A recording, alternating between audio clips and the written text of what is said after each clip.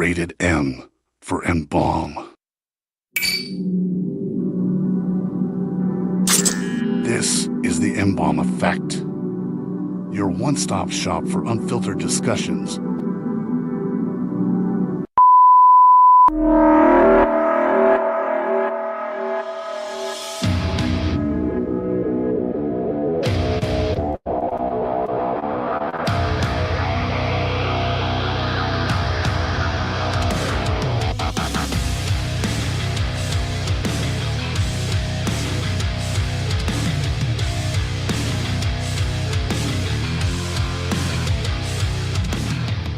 Ladies and gentlemen, welcome to the M-Balm Effect. I'm your host, the M-Balm.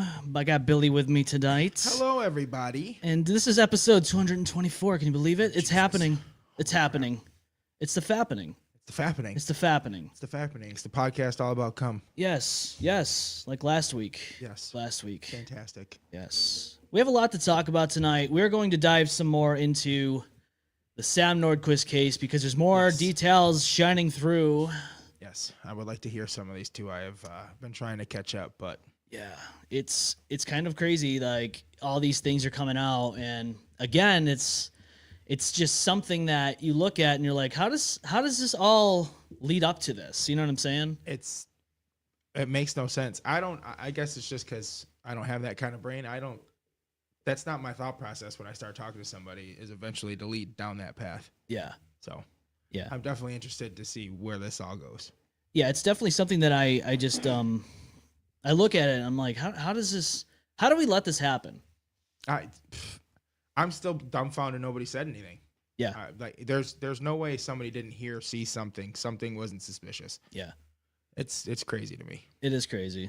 We also talked about the fights last week, which we may have somebody who's possibly calling in about the inside scoop about the Texas Chainsaw Massacre family. The right one, as we're calling it. The right one. We might have some inside scoops about the right one. And we have other things to talk about too. Texas Roadhouse, that whole thing with the shutdown, and how that came about. And if you're not in the area, you might not know that they officially opened up last week. They sure did. Reopened to the public. It's crazy. No, thank you. I will never again. No, you will never go there again? No, not after the videos and pictures I saw. There is no way. Yeah. There's no way. And we will dive into that just as much as we will dive into the other ones because, boy, man, that's a nutty case. Dude. It's a nutty case. People go there to have a nice dinner. An expensive dinner sometimes. Expensive dinner. Yeah.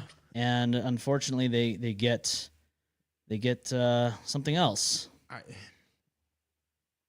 I couldn't believe the pictures that I saw. Yeah.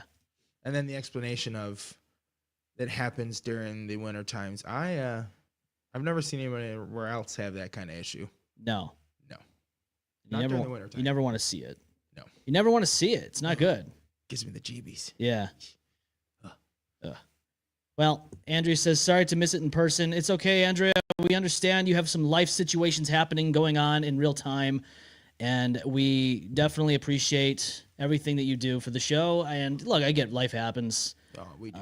Her and Dylan have been having some car issues, and I understand that it's not the easiest to deal with. Car issues fucking suck. Yeah, they're not the best. It basically just brings your whole life to a halt. To a halt. Can't do shit. Can't go get food. Nothing. Your life is on a standstill. Yeah, it's awful. There's nothing more you can do about it. So we love you, Andrew. We get it. We understand. There's a lot of things in life that happen. Unfortunately, some people deal with it more than others. Yeah, they do. Adulting sucks, she says. Yes. It sure fucking does. Adam Drisga says, nice shirt. Yeah, I have Frostbelt Entertainment's shirt on, based out in Buffalo, New York. Frostfest is going to be in a few months, so go check out Frostbelt. They have shows coming up, obviously, and Frostfest is one of them, Frostfest 2025. Yours truly will be there. We'll be there, and we'll be broadcasting or at least recording some stuff for the show. Some of the weirdness. God, yes. I'm excited. It's going. Dude, I love going to these places and broadcasting from different places. Yeah. You know. Oh, yeah. I don't know if we'll broadcast or record it. I'm kind of up in the air about it because where we were last year, it was a little spotty. Okay. So to get the full quality, you're better off to record. Right, just throw it up. And then just edit it or whatever and upload and go to, get ready to go. Yeah, where can we find that video if we do decide to record it? Well, it will be on our YouTube channel, which, Okay. If you haven't already, it's the best way to get our show. It's the best way to get anything, honestly. You go to the M-Balm Effect YouTube channel, subscribe, like, hit the bell, get all the updates. You get notified when we go live or release new content. And, don't get me wrong. Facebook has, some notifications. I don't know if everyone gets them. No. But I just also want to thank everybody who's started following the show on Facebook and YouTube. Oh, yeah. And everybody that's been getting our posts and all that about the Sam Nordquist case and all that. It hits home. And I can't wait to talk about that. I do want to, get to some things first beforehand. But I just, the whole case, like every day that I go on to look up more stuff, I just find some things that are appalling. And I can't believe that we're living in not only a state, but a world that this would go on. Yeah.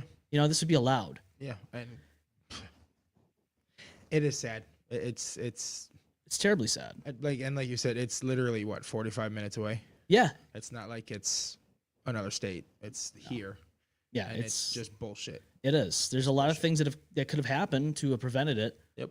And we're just, I feel like nothing is getting done about it. No.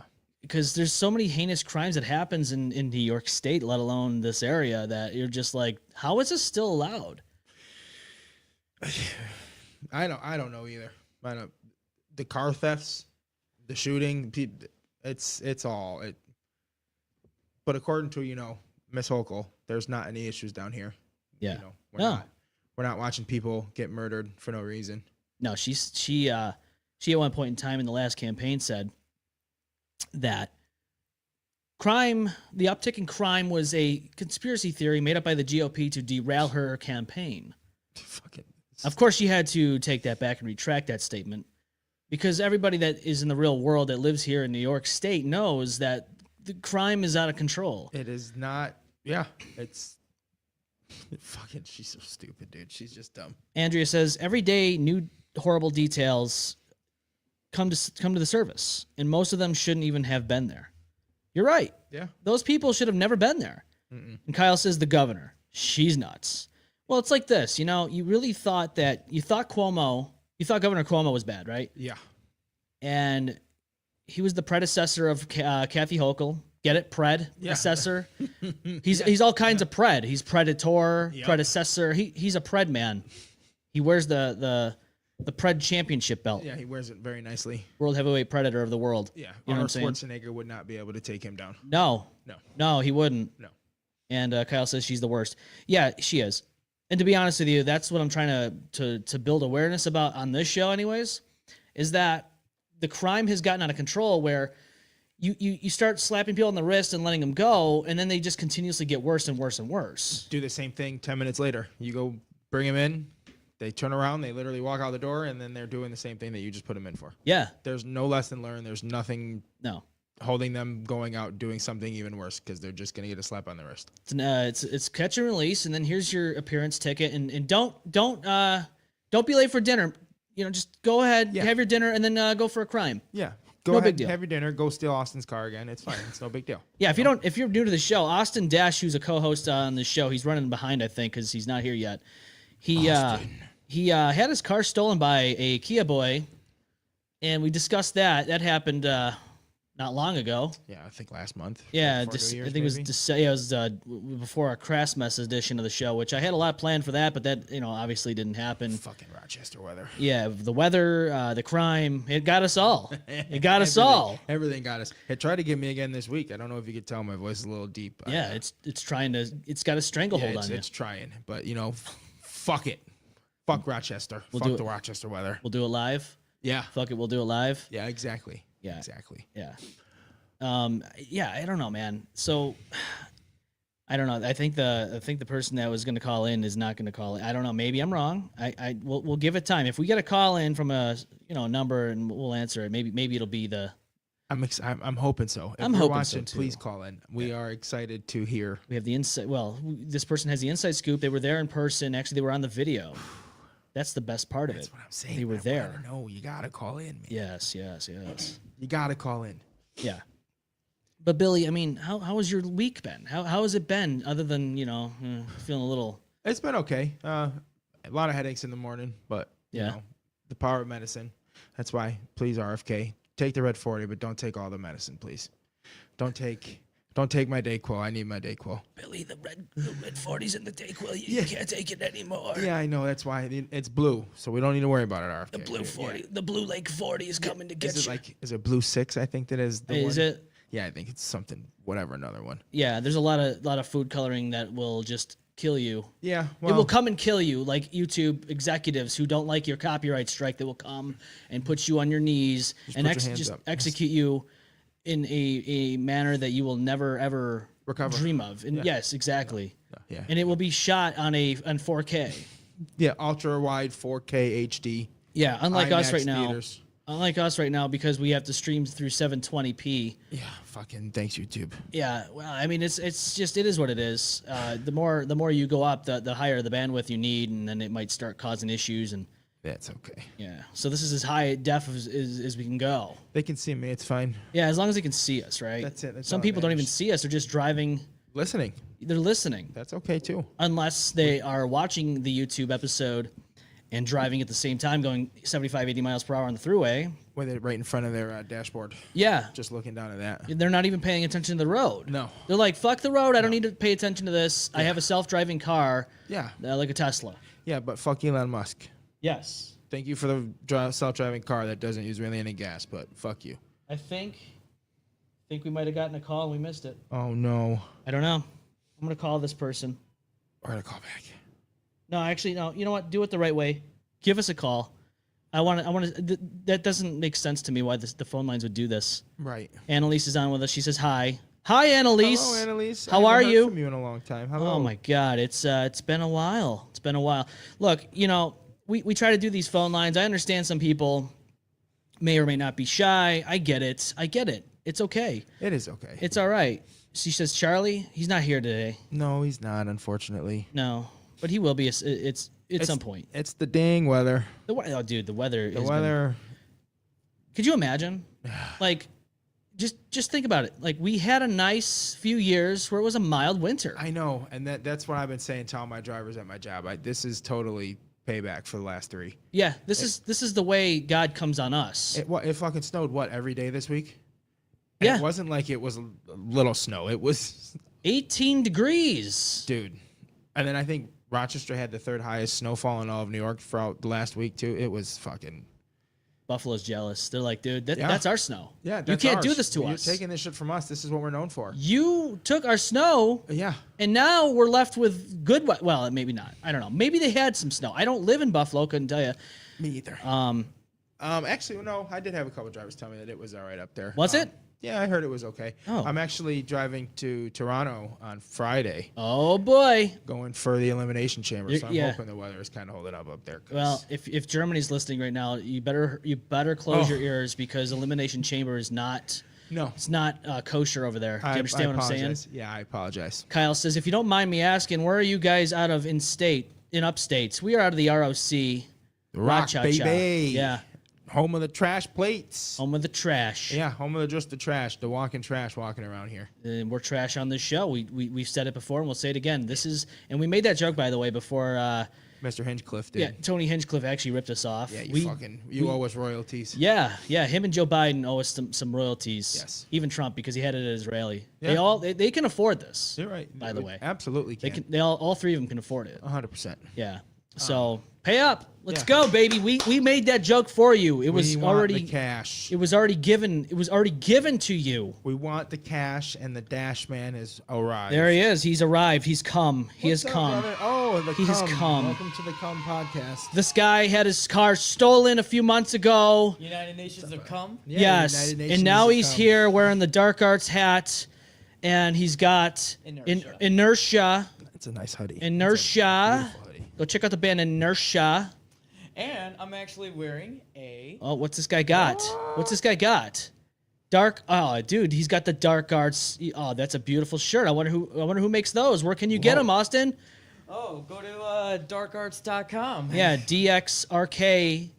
DXRKARTS.com. Yours truly designs these shirts. It's been a while since I've been behind the screen designing some of these, but it's okay. God, I fucking miss you guys. I know. Yeah, man, I know It's you've been been a while. avoiding us for like the fucking plague. Yeah, I don't dude. know what That is happened. not true. I know, Stop saying that. Listen, we were not the ones that stole your car. We are not the ones that stole your car. We have done everything in our power not to steal your car. Yeah. I might have to tomorrow, though. Yeah. I might have to. Yeah. Well, Why? Because I have nothing better to do, Austin, except for steal your car and do a joyride. All right, so do you guys want to run down what happened, basically? Please. Yeah, go ahead. So, I gotta. Don't mind me. Just keep telling the story. I'm listening. okay.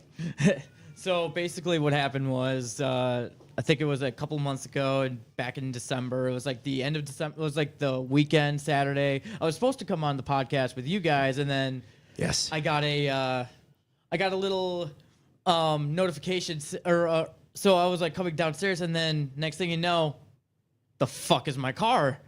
I thought my car got towed or something. Maybe I didn't pay. It's like no, I paid the parking and all that stuff. So yeah, no, my car got stolen, and like there was like the door handle was like on the ground, some like broken glass and shit. Like yeah, and Fucking kids, man. 5 days later, they found my car. They got it impounded to the city, and are like, you might need to call your insurance and all that stuff. So they did that, and or I did that and got it out of the impound into the Garber collision. You know, shout out to Garber. Good. And being a little talk slut. And Listen, no, I want to hear.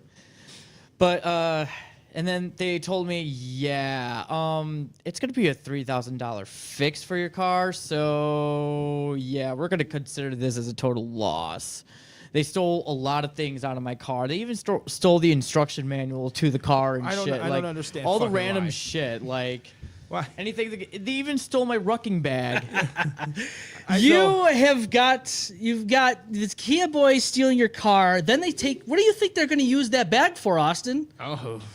I wonder what that bag's been used for now. Oh, probably then. like carrying guns and shit, or probably shit to like break into cars and shit. Because they stole my fucking jumper cables too. Did they use them with barbecue sauce and blue cheese on the nips? I fucking wish. Because that's how I like to get my stuff stolen. They at least got to wine and dine me first before they can take my car. You have to. Yeah, You can't and just then- fucking take me raw. You No. gotta give me something for it. But- Give me something, please. But good news is because after all this fucking fiasco, not only I acquired, I got my Blue Book value. All my car loan is paid off. Nice. Because of, thank God for insurance. You know, got my car loan paid off and money left over, and pretty much I got it for I'm using that towards my new car. So Fuck yeah, dude. Austin, where did you get this all done? What was the company you said? Garber Collision. Yeah, is Or that Garber, so? Garber Talk pre-owned. slut. Yeah. Talk slut. Yeah, she's a talk slut. I'll give you a one up for that too, man, because you have balls of fucking fury to say a company's name on here unwarranted. Whoa. We didn't even get money for this. Shit. Yeah, it's true. They owe us money now. yeah. I'm making a shout out because you know they fucking helped me with my car, slut. and He's still yeah. going. He's still talking him up. Dude, I know. Shameless plug I got here. I got a nice I got a nice car out of it, so I'm That's good. loving my new vehicle. Yeah. Andrea says more stealing. Yes, good. they probably took that bag and stole all kinds of goodies. I just want to know what they stole the instruction manual for the car for. Well, because they're stupid. Here's the thing: they're dumb to do the crime, but they're so stupid that like they can't read it. They can't. That's They true. can't You're right. just know how to use it. They got to. Well, wait a minute. Do they even know how to read? I don't know. I don't know. It's a I good mean- question. That's a good question. That is a very good question. I'd like to know. Somebody tell me, please, what's going on with these Kia boys? Yeah, Why are can they they doing read? this? Why are they doing this? So I gotta. I mean, I got a new car out of it. Yeah. So I'm proud of you, Austin. You didn't. I mean, you were kind of enraged a little bit, but it's okay. We all get enraged. Yeah, I was. And he called me, and he was, boy, was he. Yeah, no, He was angry. I was. Yeah, no, that you saw a side of me that I didn't want anyone to see. I so literally I'm thought this sorry. guy was Dexter Morgan. Just ready to go Yeah. fucking murder Yes. Oh somebody. yeah, no, I was ready to Listen, fucking do that, man. He's got the ginger beard. I mean, it works. Okay, It works. Are you? Yeah. This guy, don't let him fool you. Austin won't tell you this, but they didn't just steal his bag and all that. They stole his plastic. They stole his knife set. They stole his nylon gloves, his suit that he kills in. This is the kind of guy we're dealing with, Billy. Yeah. Stole my mask and all that shit. Exactly. Right. Look in your mask. And you're sitting next to him. See, I'm a serial killer, man. You don't know. and Andrea says ginger rage. Yeah, please. This is the ginger rage here. I might have to. It's the leprechaun in me, okay? Oh, when I was a wee little boy. Yeah, I thought about killing people. Yeah. Leprechaun or Viking, whatever you choose. One of the two, He's right? everything in between. Yeah, it's okay. Exactly. It's fine. But you know why? He's also the one that writes all the jokes for the show, if I remember. He does. He's actually about to write. Oh, no, I'm sorry. He actually is the one that wrote the jokes I'm about to tell you as we go through this Texas Roadhouse story. Fucking perfect. That we're about to dive into. You ready for this, Austin? Oh, boy. Billy? Yes, I'm ready. All of you out there, are you ready? Oh, boy, here we go. Here's a precursor. Precursor here is they opened up again last night. Officially, people, I guess, went there, I'm sure. If you went there last night, please, if you're out listening and you went there last night, tell us about it, please. Please let me know. I would like to know if the food tasted any different. But Texas Roadhouse was shut down because they thought they were living in Nazi Germany 1940, but then they realized, no, we're living in America 2025 under the regime of Trump and Elon. So what did they go and do? They had a little rat holocaust, and we're going to show you that. I heard about that. Like, I'm going to show you right here. Ready? Ready, Austin? Here we go. Look at this. Oh, my God. Yeah. You see what I'm seeing? Are you fucking kidding me? Yo, fuck that shit, bro. Look at the little mouse, the little rats, little rat babies. There is no fucking chance. I don't care. I am ever going back to that restaurant. Look at this. But Bro. This is Texas Roadhouse. there's another one. Look at this. It's in the And they're grill. just fucking laughing about it. Yeah, it's a joke. It's a big joke. This is Bro, who the fuck? I'm not even kidding. the genocide of rat babies. This is the look at how they're treating these rat babies, whether they're alive or dead. They're treating them terribly. They're living That is is absolutely You want me to get the rest of the stuff back? the Listen, most disgusting thing I've ever seen in my entire life. that is fucking foul. Are you fucking kidding me? There is no fucking way I Dude, will ever, who the fuck? ever step foot back in Texas Roadhouse. They Yeah, treated no. those rat babies. Listen, I love those fucking, those butter roll, biscuits and all that shit, all the bread, the shit that they fucking bring out, but I don't fucking care. Never again. Never.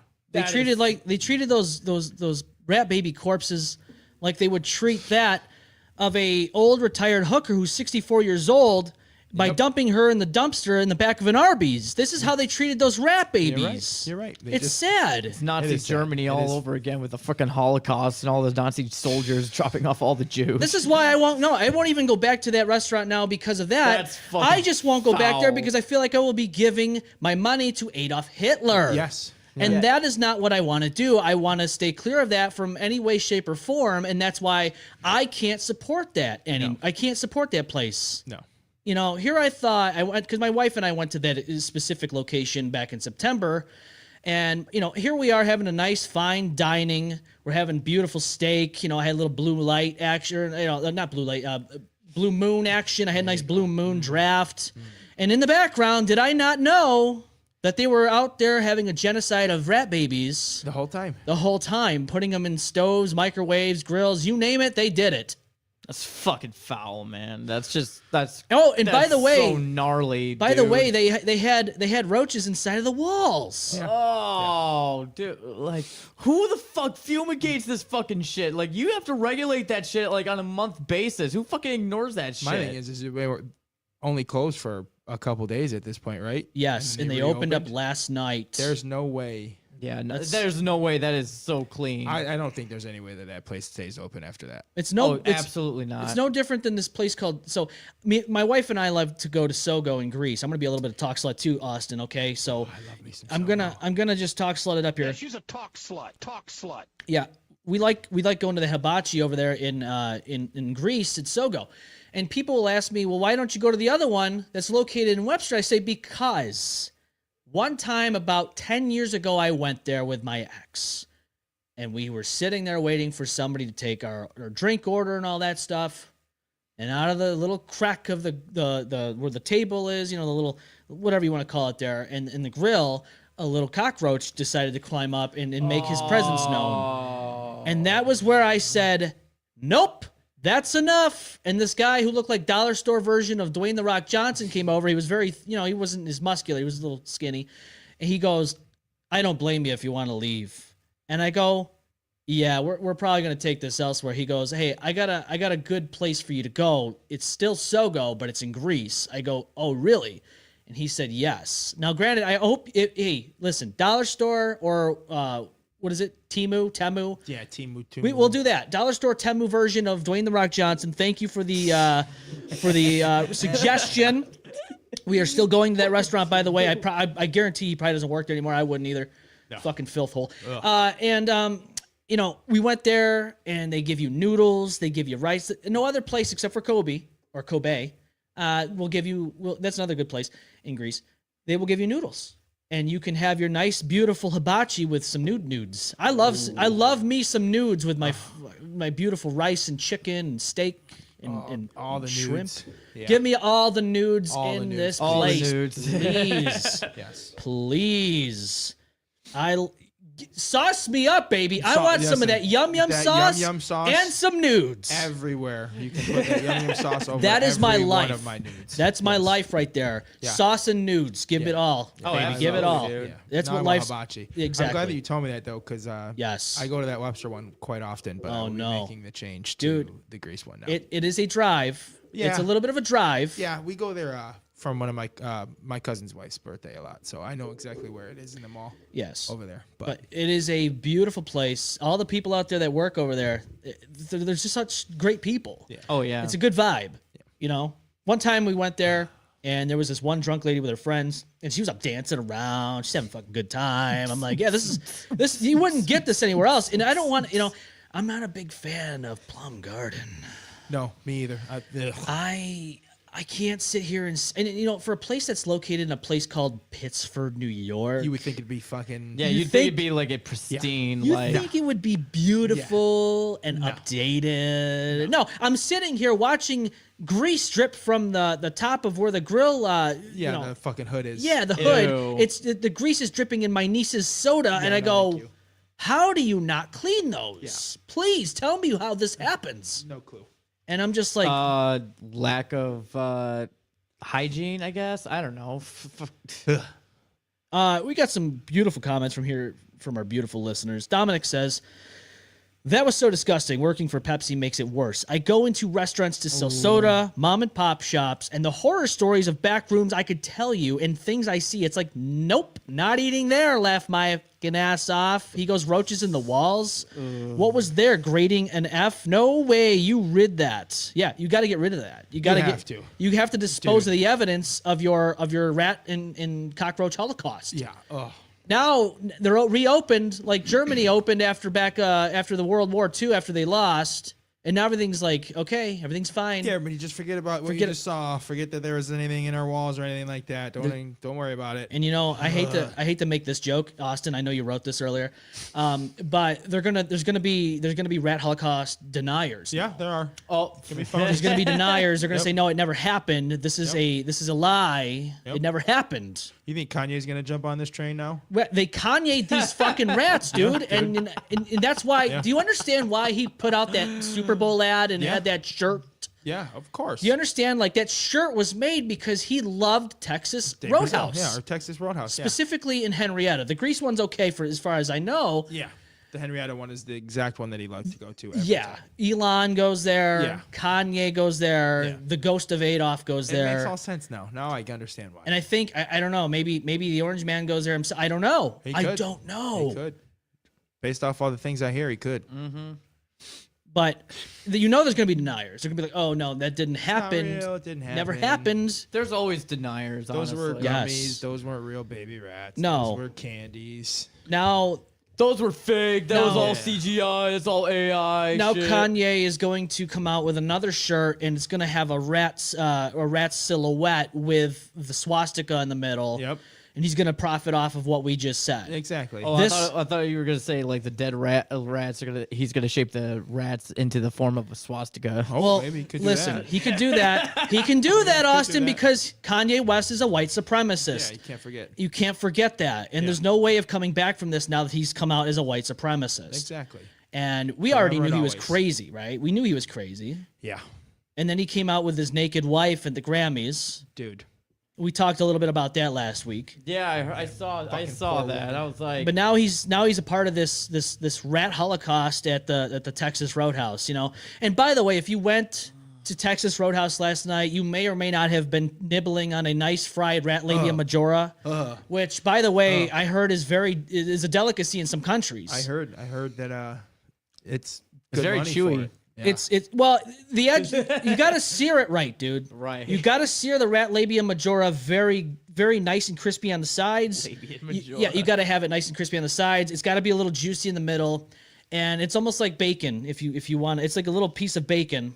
It's like an appetizer. Yeah, it's just a nice teeny tiny one. Yes, Some and then people like their bacon chewy. Some people like their bacon crunchy. absolutely. I get it. And you know. sometimes you might find a little seasoning in your drinks. It's just rat shit. Yeah, it's just rat poop. Don't That's all worry it's from. about it. It adds a little flavor, so maybe some protein. Yeah, Maybe. maybe. I don't know. Depends, but it's It's probably good in fiber. Yeah. Probably Oh, help you absolutely, shit. yeah. Nice hard solid poop. yes. So, you know. And then you might have some roach antennas in your steak to season it up with those grilled mushrooms and onions. Yeah, it's just like the rat labia. It's just Yes. kind of like bacony. It's all it is. It's just the same thing. Yes. It's all right. I will never, ever be going back to that establishment. Ever. I don't know who will. I went there once when I I was don't- a kid, but nah, I can't. Nah. I don't If you think need it a stays reminder open. of why you don't want to go back here, let me just show you this real quick again. I want everyone to understand. This is a reality that we live in.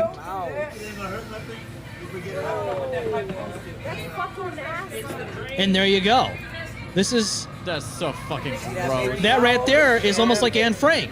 I'm quitting at that point too. Like that or I'm leaving. I'm not cleaning that up. You can have no. There's another one that gets me every time. That's a whole. Oh my lord! It's a whole family of. It's a whole gang and family of rats. It's just. It's a whole gaggling of rats. Yeah, the It's sad, is what it is, and I It can't is. believe that nobody had said something before. You knew that those employees that were working there were witnessing this in real time. You have to see them.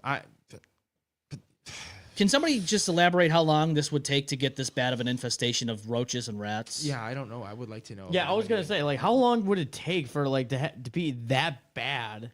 That's my thing. Like, how long did any of these people like decide to say, no, we're not gonna take care of the building. We're just gonna like. The second you see the first one, you say something.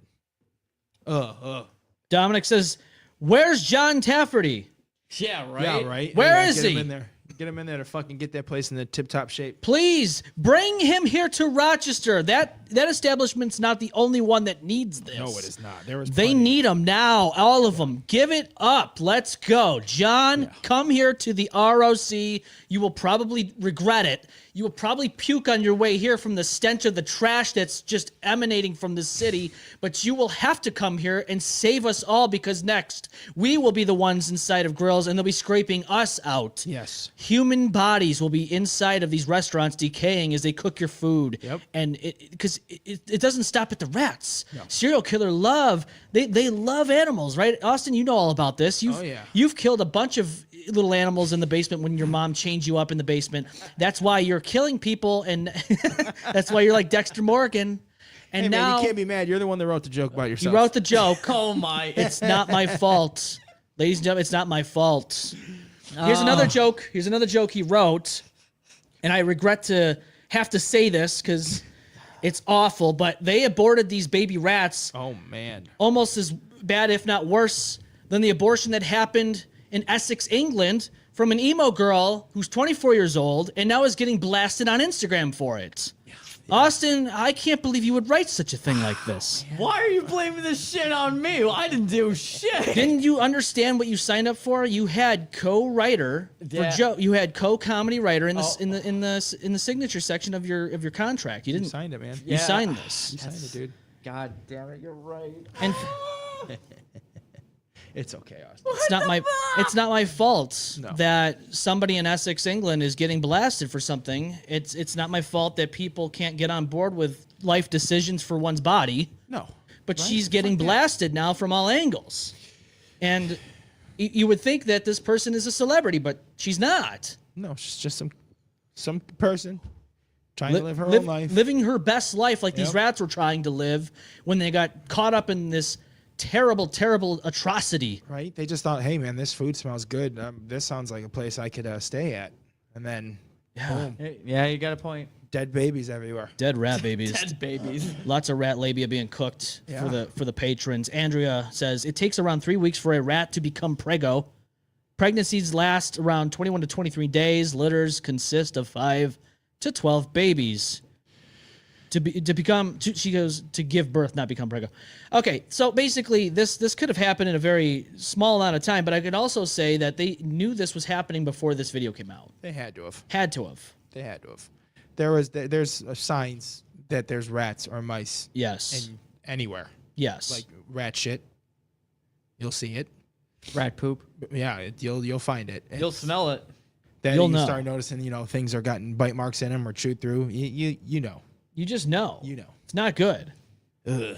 And that's the world we live in. It's unfortunate. But hey, what do I know? So Do your inspection, man. do your inspection and stop Please. stop genociding these poor rats. They're just trying to live their best life. I won't. I'm sorry, but like I won't eat that at this place anymore. No, not that. I don't think that restaurant stays open that long in that location. Nah. No, look, there's better restaurants out there you can go to, like Longhorn Steakhouse. yeah, Talk Slut, right? So it's all right. Talk slut. It's okay. We all learn a lesson here, and it's this. If you see anything crazy like this in the back room, just quit your job, walk away, and let somebody else take care of it. Yeah. Which I'm sure has probably happened in the last few months, and nobody took care of it until it was too late. No, yeah, because that cooler that they were going in is like a cooler that you have on your line where you keep your produce. Yeah. So somebody was going in that cooler and had to have saw something. Yeah, they saw something they wish they never saw, and that was the corpses of 1 million dead babies. Just scattered. rat babies. Rat Oh, labies. it's like, is this what we make the meat out of? Well, you don't know. You don't know what it is. You don't know what you're eating. If they fry it, right? Yeah. If they fry something, it could taste like chicken. It Instead might of just even look beef like burger, chicken. instead of beef burgers, they're like rat burgers. Yeah. Well, there's nothing. Hey, sometimes Gross. you have these delicacies. Yeah, exactly. Yeah. But Dom says support local because clearly these big companies don't care. They Pretty do not. much. All they care about is the money. That's it. Companies care about money. If you are a business, this is how you do business. You care about money. Yep. This Which is how like- we do it. Which is like what I'm about to bring up now. Patty's Lodge. They love money. There's a This reason place why is this wonderful. there's a reason why this place is still in existence, and it shouldn't be. Even though some of you out there commented saying, "How should they be held accountable? How could they take responsibility? They can't control their tenants. It's not their fault." Well, I want to discuss that though, because there's more things that happened that we don't even know about. There's things that came out in this week's news about this Sam Nordquist case, which I want to get to. And every time something new comes up, it's even more gut-wrenching and twisted. Yeah. Which, so now there's people that have, I guess, been acquainted with Miss Precious, right? And they're coming out and they are saying things like, this has been happening all along. This is how she is. This is who she truly is. She's basically the devil, and she is a piece of garbage. And this is what happens. People are coming out of the woodwork now and saying this is something that could have been prevented had, things have been done. Right. Right? And by the way, Nat, thank you so much for the happy birthday. Yes, yesterday was my birthday. I'm 34. Yeah, happy birthday. I am currently looking for a nursing home so I can be elderly abused for the rest of my life. And I just brother, me turned. too. I actually just had a birthday about a month ago, so I'm. One up. There you go. So I too became an old man. An older man. An old man. I finally reached my 30s, ladies and gentlemen. Woo! Yeah, welcome, brother. Welcome. Welcome to the old man show. Fuck. Yeah. But to get back to the serious discussion I want to go through.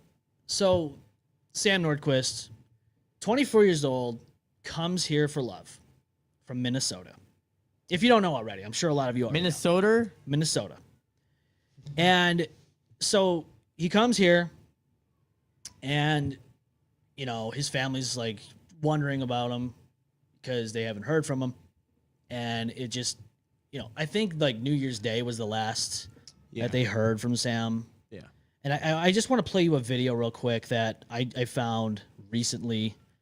I think it's kind of hard to watch because you're like, you can tell something's not right. But again, this is something that you need to watch just to get a better understanding. Your brother. I would never hurt you. I really do love your brother. I might be older, but that just means I have more experience and I know how to treat somebody. Not an endangered person. I don't abuse. I don't even spank my own kids. And why did that sound very scripted? It was. It was definitely That sounds scripted. like very robotic. This like, is forced. Now I want you to pay attention to Sam's. neck. I'm gonna go back here real quick. I want you to pay attention to Sam's neck. I would never hurt you. Do you see what I'm seeing? Do you see those marks? Oh. You see those marks? Oh wow. Those are people are speculating those are bruises. Wow. So you know something's wrong. You know something is going on that shouldn't be happening. And you know that, and look, I want you to watch Sam's eyes. I want you to watch Sam's eyes. Not hurting your brother. I would never hurt you. I really do love your brother. I might be older, but that just means I have more experience and I know how to treat somebody. Not an endangered person. I don't abuse. I don't even. You can tell that Sam is looking at somebody behind the camera. Somebody's holding that camera. Who's the camera? Who's the person that's holding the camera? It had to have been one of the seven. Now 7. It used to be 5. Now there's 7. And I got to be honest with you. One of the new suspects charged and arrested now is Precious's son, who is now involved in this whole thing. And here's the 2 new faces. I'm sorry. He fucking looks like one of the worms from Men in Black. I thought he looked like Sid for a sec. Yeah. But I don't want to spend too much time, giving them, any notoriety of any. I'm not even going to tell you their names. You can look it up if you want. But yeah, now there's 7. There's these 2 clowns. I think we spent too much time on the criminals last time. And if you want to go ahead and, look that up, you can look at last week's episode. We also have the highlight clip on the YouTube channel. But yes, these 2 now are officially a part of this heinous, violent, inhumane crime. Can you believe that she would get her 21-year-old son involved in this?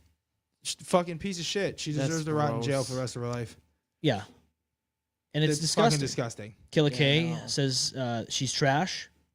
Andrea, of course, says pathetic liar. She's a pathetic liar. She's garbage. We know that she's been trouble all along. And even in that video, that TikTok you were just showing us, she says in the beginning, "I would never hurt your brother." Yeah. So I'm wondering if there was something where he was reaching out to somebody, telling him like, "Yo, these fucking people are crazy. I don't know what's going on." Yeah. And is that why they sent that video? But it's wild.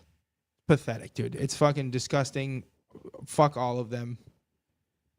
So here's just bullshit. Here's some photographs of the police going in and executing the arrests.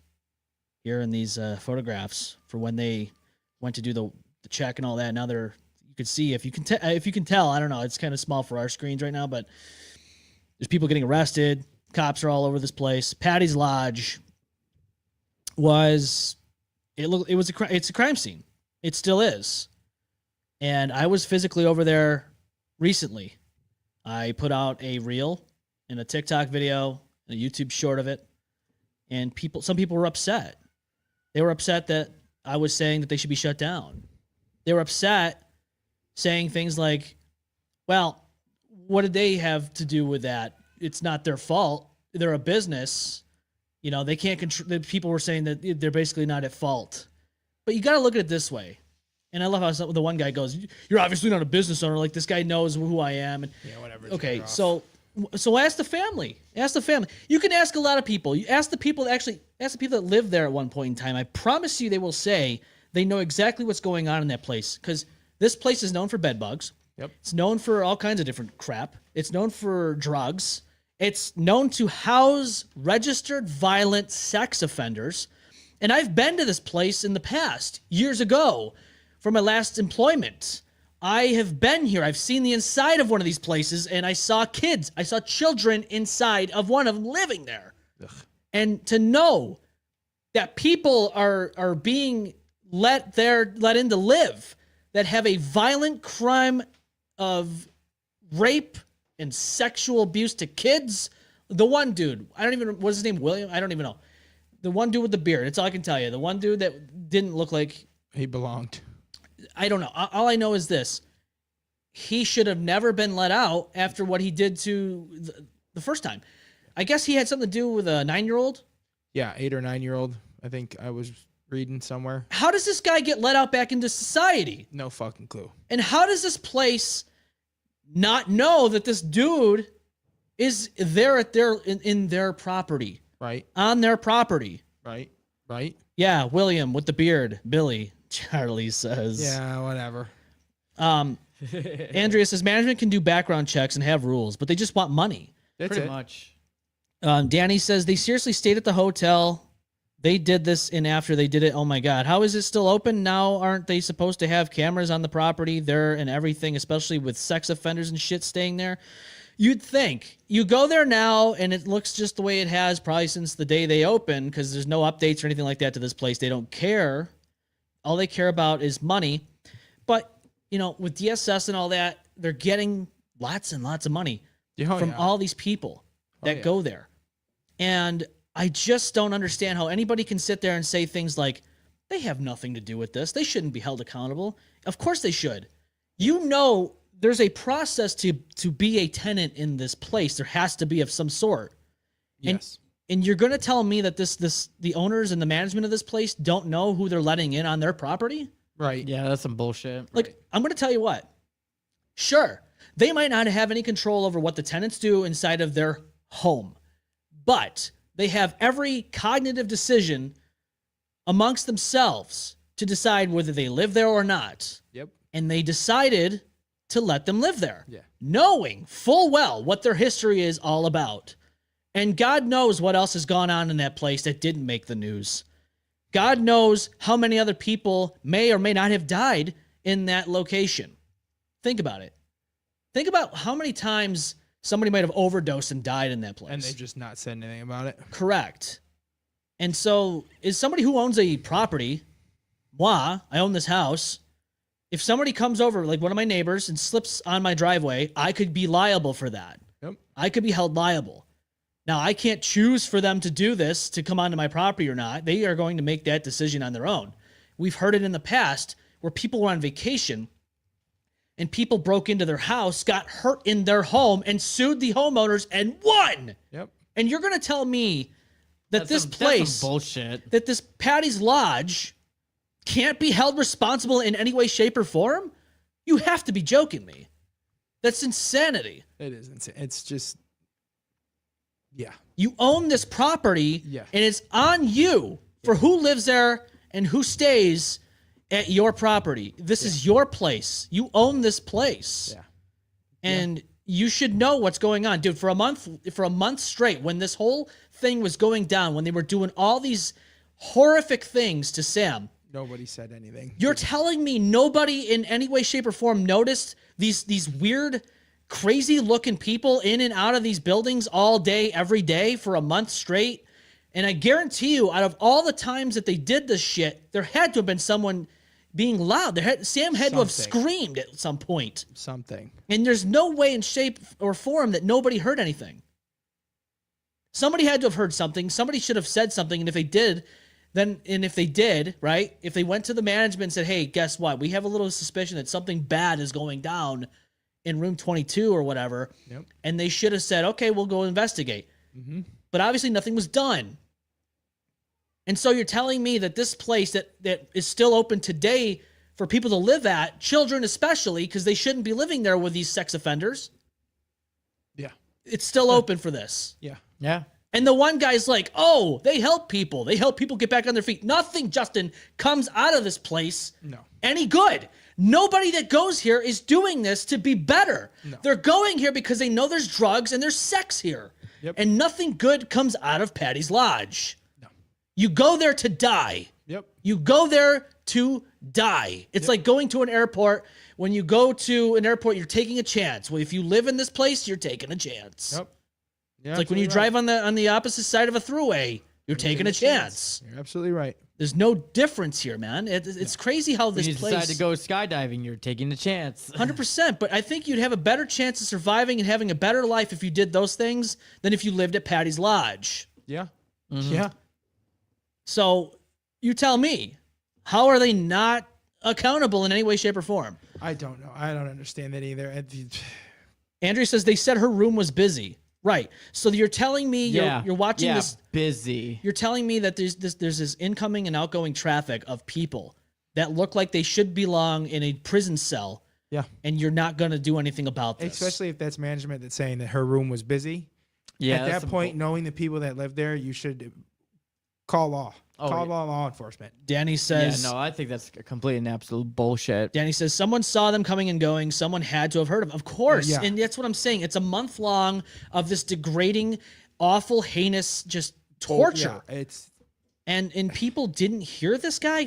Nobody heard anything. Nothing. Nah, bullshit. Yeah, bullshit. People call all the time for somebody driving through their neighborhood at night because they're lost. It's too late. Yeah. Oh, they're driving so slow. They must be scoping my house out. I'm calling police. Yeah. And then the cops go there and they're like, well, there's nothing we can do. This person was just driving through. What do you want us to do?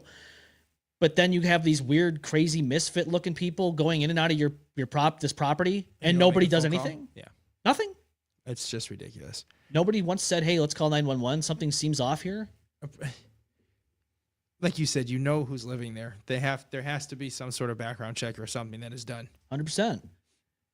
Dylan says pleading ignorance to this is not it, in my opinion. They should do some sort of background check, etc. You'd think, and they must have to. Don't they have to for DSS? I mean, at any given time, don't you have to do a background check if somebody's looking to live in an apartment? I would assume so, because motel room at this case. Also, if they're fucking sex offenders and they're not registered, that's also an issue that should be handled. That says a lot. Yeah, Bogart says it, and you can't even make a reservation online because it's a shady business and it's cash only. They literally have on. That's double. Yeah, no, that's very, very shady. If they're only cash only. Think about it though. You go on their Google Maps and it says permanently closed. Yep. And I didn't understand why. I don't really pay attention to Patty's Lodge that much until now. I've heard a lot about it in the past from people that live locally in Canandaigua and such, but nothing ever good was said about it. But, you know, I put it on there on the Facebook page, and somebody says it's always like that. The only reason why they do that is because they're not actually a motel anymore. They can't just take reservations. People live there now. I get that. I understand that. Okay. They're not trying to get that kind of clientele. Right. They want their drug-addled sex offender people to live there. They would much rather that. They want their drugs. They want their meth. Well, cash only, red flag immediately. Peggy says the people there are probably so drugged they weren't sure if it was real or not. At that point, the neighbors probably turn a blind eye. And you're right, Peggy. I'm not gonna sit here and deny that at all. That is so on point because everybody in that place seems to have a horrible past. You don't end up at Patty's Lodge as a upstanding citizen. And by the way, that Justin guy who says that they should stay in business and that I'm this, that, and the other. Why don't you go rent out why don't you go lease out a room over there, rent out a room, stay there for at least a month and tell me how you feel about them then. Yeah. Let me know how you feel after that. Yeah. Just tell me if you think it's, none of their business of what's going on in there. And there was somebody else that said something, they said something along the lines of you're uneducated and you're ridiculous if this, that, and the other. And somebody who knows pretty well what happens in that place pretty much put them in their place. Good. Because at the end of the day, man, sure, again, you don't have control over your tenants and what they do, but you do have control on who's living there. Yeah, you literally have and if it's cash only, man, you don't have to take cash and you can tell people to leave. Andrea says she had already been charged for swindling DSS. She shouldn't have even had a room there. Yeah. No, you're right. She shouldn't have had a room anywhere. She should have had a room in one place. Monroe County Prison, jail, whatever.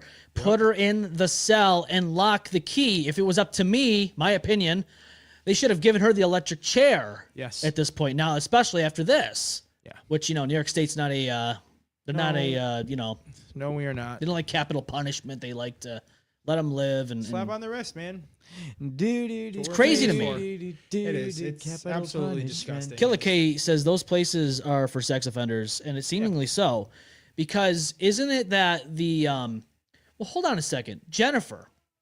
Let's talk about Jennifer for a moment. She's singing like a canary.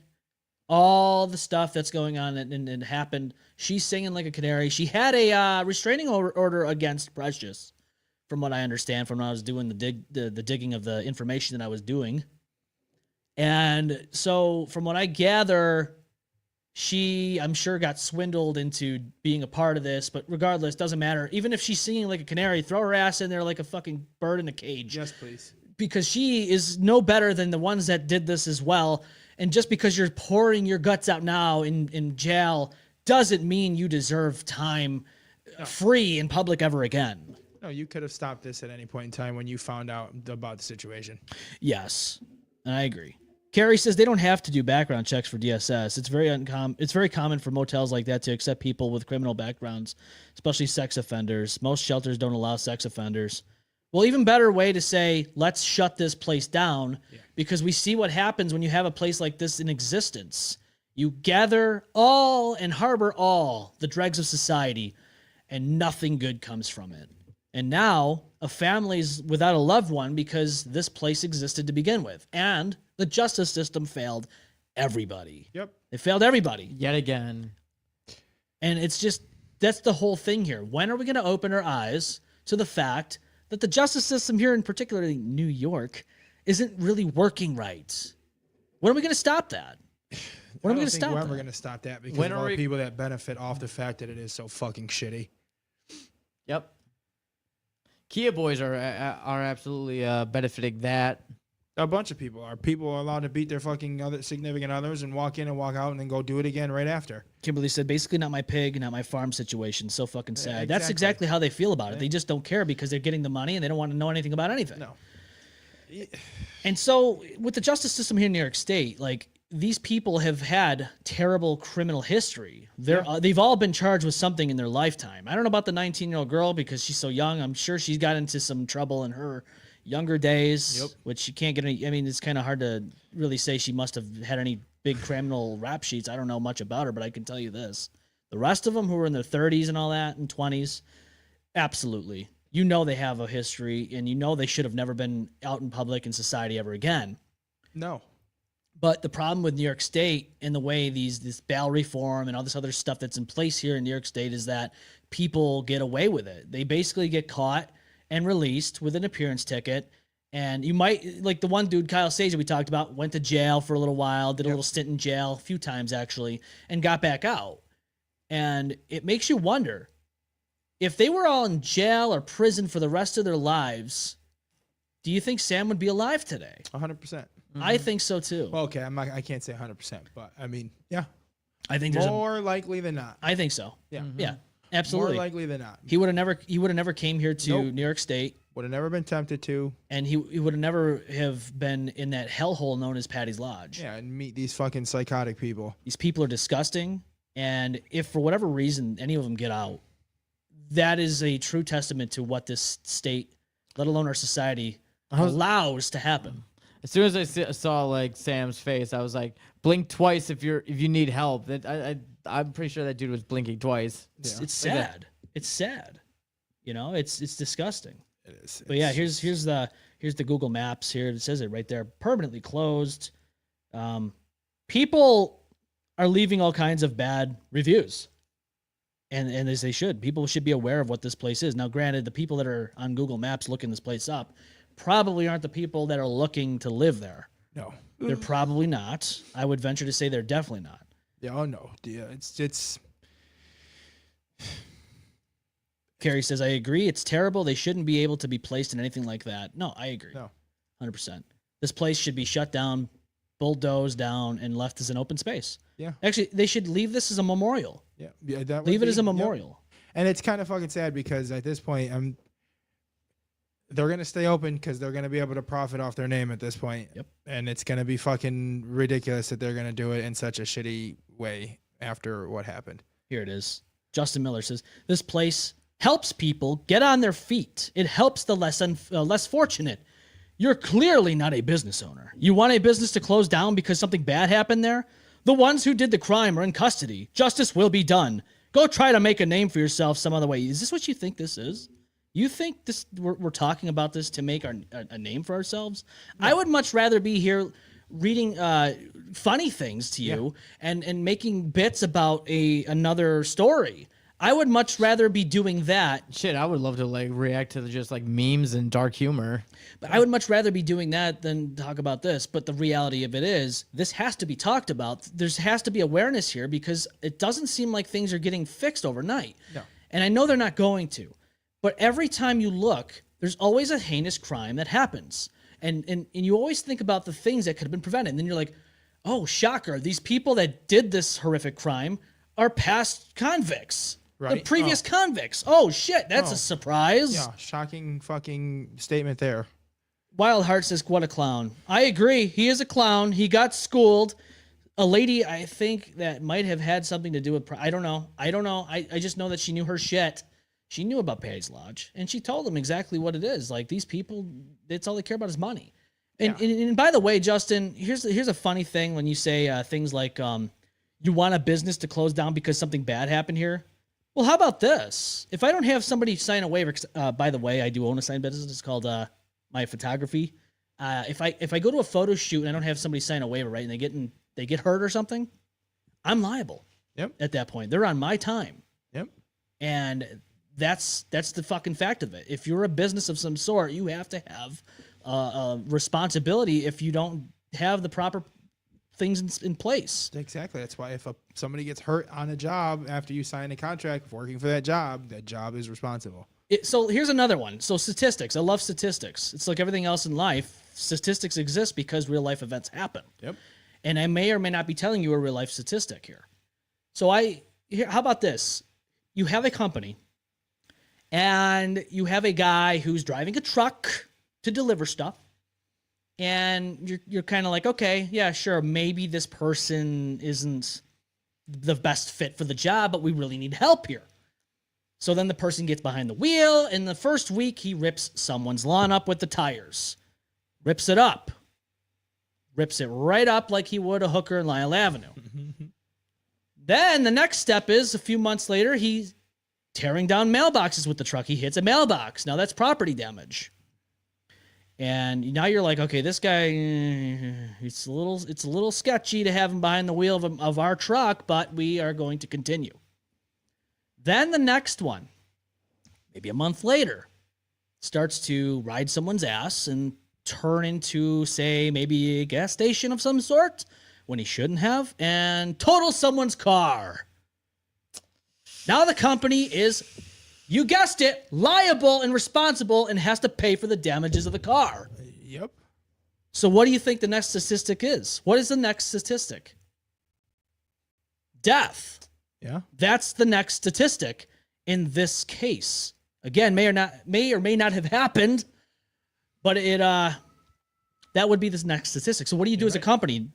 He's already costed you a lot of money, say $50,000 to pay for this car and all that. And grief and all that. He's costed you all this money. He's obviously danger to himself and others.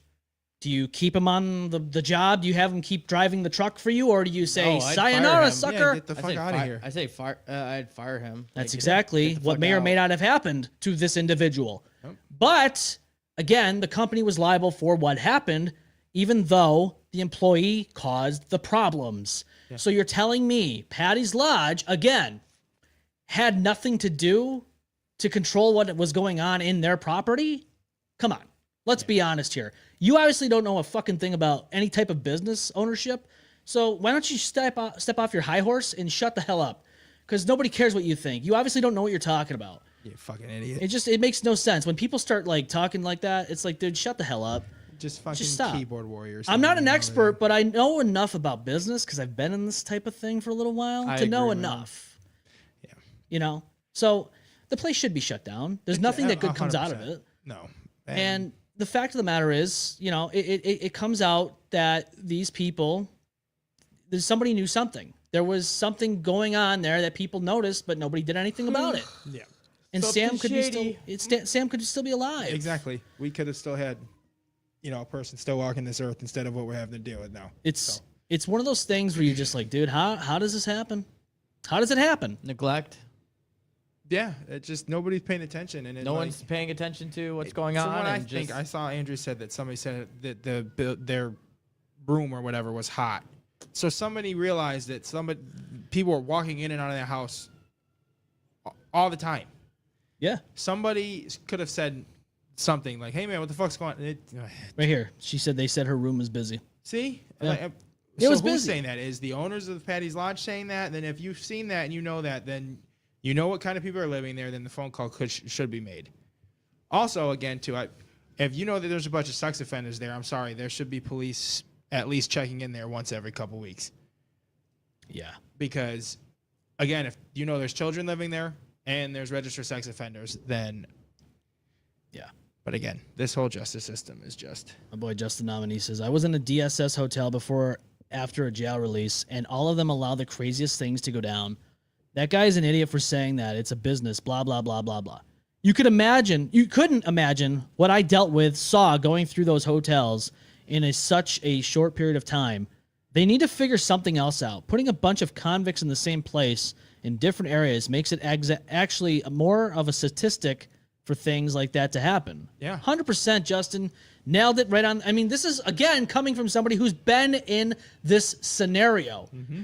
And there are people that are coming out about Precious, exes, ex-girlfriends, all that, coming out and saying the horrific things that Precious would do. Yep. They're survivors. And they've been in this place. They know what this is all about. They know what Precious is all about. And they're telling their story. And then you have these people that want to deny that this shit's real. And they want to sit there and claim that the business that is at hand here, Patty's Lodge, shouldn't be held accountable and be shut down. There's a petition out there, by the way, that is to shut this place down. Should be. And I signed it. And I don't care what anyone thinks. No, I'll good. sign I it. agree. Yeah, fuck that. No. Because this place, obviously, nothing good comes out of it. Cash only, man. That's all they want. They want money. Yeah, because they give don't want a any fuck about anything else. They don't want anything to be traced. No, because they don't want to be liable because they know if they were tracing it, they would be liable. So now the question is, what happens next? What's the statistic on that?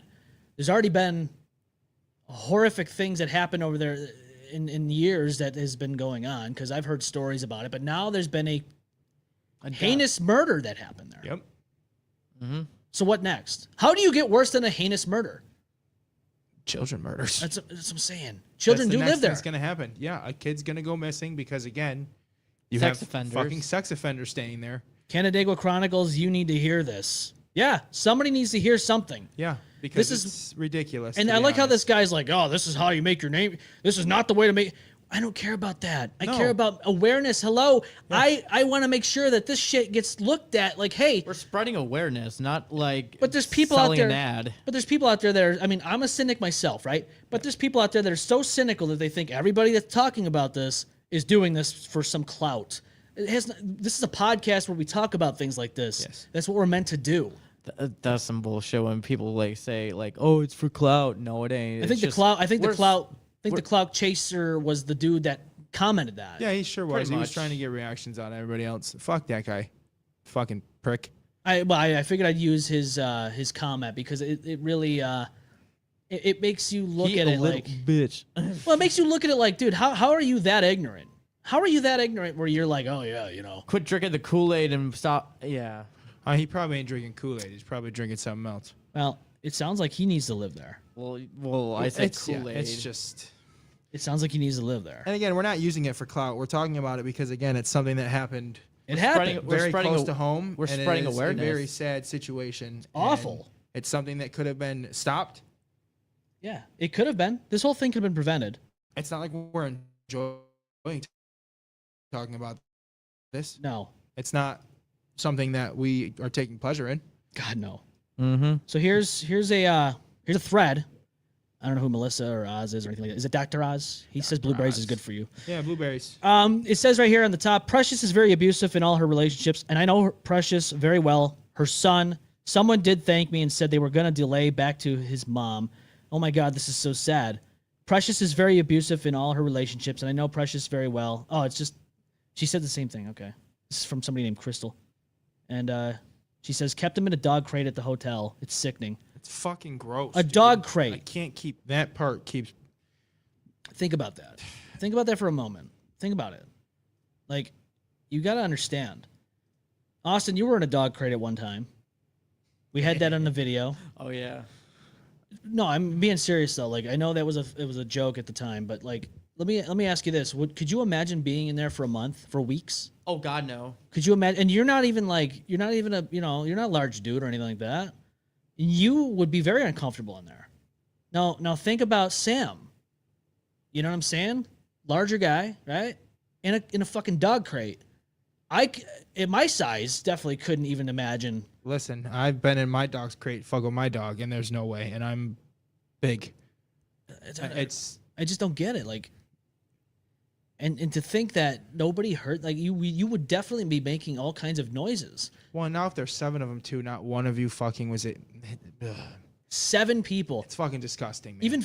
Even when the 5 was out there, right? Yeah, we're like, right. that's a lot of people. Yeah. I don't care who you are. 5 against 1, you can't. You really don't have a chance. No. But then you knock on 2 more. It's 7, and I guarantee you, there's more to it that we don't know yet. There has to be. I that's the whole thing I'm confused about is I don't understand what. Yeah, they did. What was it about? Justin says, wait, they really had him in a dog crate? Dude, They sure did. Dude, they did. And they were doing horrific things with brooms and sticks and God knows what else. I'm not even going to tell you. Like, I know it's just, you know what they're doing. I don't have to go into detail about it. You know what they're doing with brooms and sticks. You know that Flying around, going, practicing for Quidditch. they had people come into this room and basically pimp out Sam. There's all kinds of stuff that I just couldn't believe. I was like, this is so bad. Like, you watch things like Law and Order SVU and you're like, okay, that's bad, but like that's a show though. And now some of them, like, granted, I know that some of them are based on some things. And they obviously have to twist them in order to have their own creativity, and probably they would get sued if they had it to the T.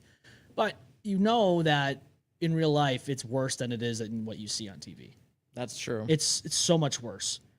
And like, for this to be out there, and like, I always try to, I think I even talked to Haley about this, about putting myself in the perspective of somebody who's going through something like this, like 9/11 when they're jumping off the tower. Like, think about how what you would be going through in those times where you're in this dog crate and you're thinking to yourself, I'm never going to get out of here. Yeah, no. There's no hope. Nobody knows you're there except for your family, and they don't even know what's going on. Yeah, no, fuck that. And in that video with Sam and Precious, you know that they're all behind that camera. Oh yeah, They're all Somebody behind that was behind camera. that camera with probably a gun. Something. It's isn't that funny how that works, Billy? Like you just said, a gun. Think about that for a moment. Yeah, because it's I can believe it. It's kind of funny how I can criminals. believe It's kind of funny how criminals can somehow get pistols and shit, but is a law-abiding citizen? They can still get them without having to go through all the processes. Of course, you can skip the very expensive classes and all that stuff, and just go right to somebody on the street corner and buy a cheap gun, and commit crime all you want. Because you know what? Criminals don't follow laws. That's not fair to people like us that follow laws. Of That's course not fair at all. Of course, we have to wait 6 Wow. months to a year after we pay all this money. And the judge that decides you either get it or not, you have to wait for that to happen. Oh, well, that's great. And in the meantime, even if you pay all this money, go through the training courses and all that, and get this thing turned in, you have to wait for 6 months to a year. In that time, something bad could happen to you. Yep. And while you're waiting to get a pistol permit to go grab a pistol and buy one legally, somebody could come up to you with an illegal ghost gun who is possessing it illegally at the age of 16 or something, and then shoot you over your property. Yep. Austin, that's why I said, man, like, you had your car stolen, but I am so glad that you're safe. Yep. Because at the end of the day, it could have been a lot worse. Somebody could have come up to you with a gun and shot you for it. I appreciate that, yeah. And also, speaking of which, did you hear about some kid was shot and killed by a 47-year-old man because the kid was breaking into his car? Yeah, I did see this. Yeah, I did see this. So I was thinking back because it was like there was like a sleuth of just like there was like hundreds of cars that was getting broken into. It wasn't just my car that got stolen; other cars were getting broken into, and they were like getting robbed and shit. And I was like, but see, this is where it's going right now. I mean, like, think about it, like with all the these kids are just like they're just like just getting away with it because they're like, we're just gonna get a little slap on the wrist. They ain't gonna do the justice system ain't gonna do shit. They're favoring our fucking like bad habits, so we don't give a fuck. And then next thing you know, some kid gets shot and gets killed. That's on them. That's karma. I feel like that's karma. I mean, like, that's on you. I mean, like, and everyone's like saying, "Oh, the dude, murder." Shut the fuck up about murder, okay? Yep. He was protecting his fucking property. His car was gonna get stolen. Which I'm illegally allowed to do, or legally allowed to do. Well, I didn't know Grand Theft Auto was a fucking legal thing to do. Well, here's the thing. There's a lot of different laws in New York State specifically, and I'm saying that because we live here. We're based in Rochester, New York, so we have these laws that we have to abide by. Yeah. So here's the thing, and I learned a lot during the last few years of doing all these things, because I'm like, how is it that these gun restrictions or whatever are in place, and how do they have them? Basically, it's like this. So if you're home and you feel like you're in danger, right, and somebody comes into your house with the intent to hurt or kill or whatever, your family or you, and you shoot them, has to be obviously in confrontation. It has to be in the front, because if they turn around and run away, then now you're going to get charged with murder because they were running away. Yeah. And now they're no longer a threat. But say you're in a car and somebody's trying to get you out of the car or whatever, and they have a gun and they get you out of the car and they start driving away. If you shoot them, you're going to be the one that's deep shit, because now they're considered not a threat, even though they kind of are, because they're behind a fucking wheel of a few ton vehicle that they're going to drive recklessly with and probably kill a family or two. Yep. In the process, you're still going to get in trouble. Like, you have to make sure that it is a spot on scenario where you can do this and claim self-defense. Yeah, their intentions are serious, and then you have to claim self-defense, which I think that's still bullshit, because it's just like, well, you know what?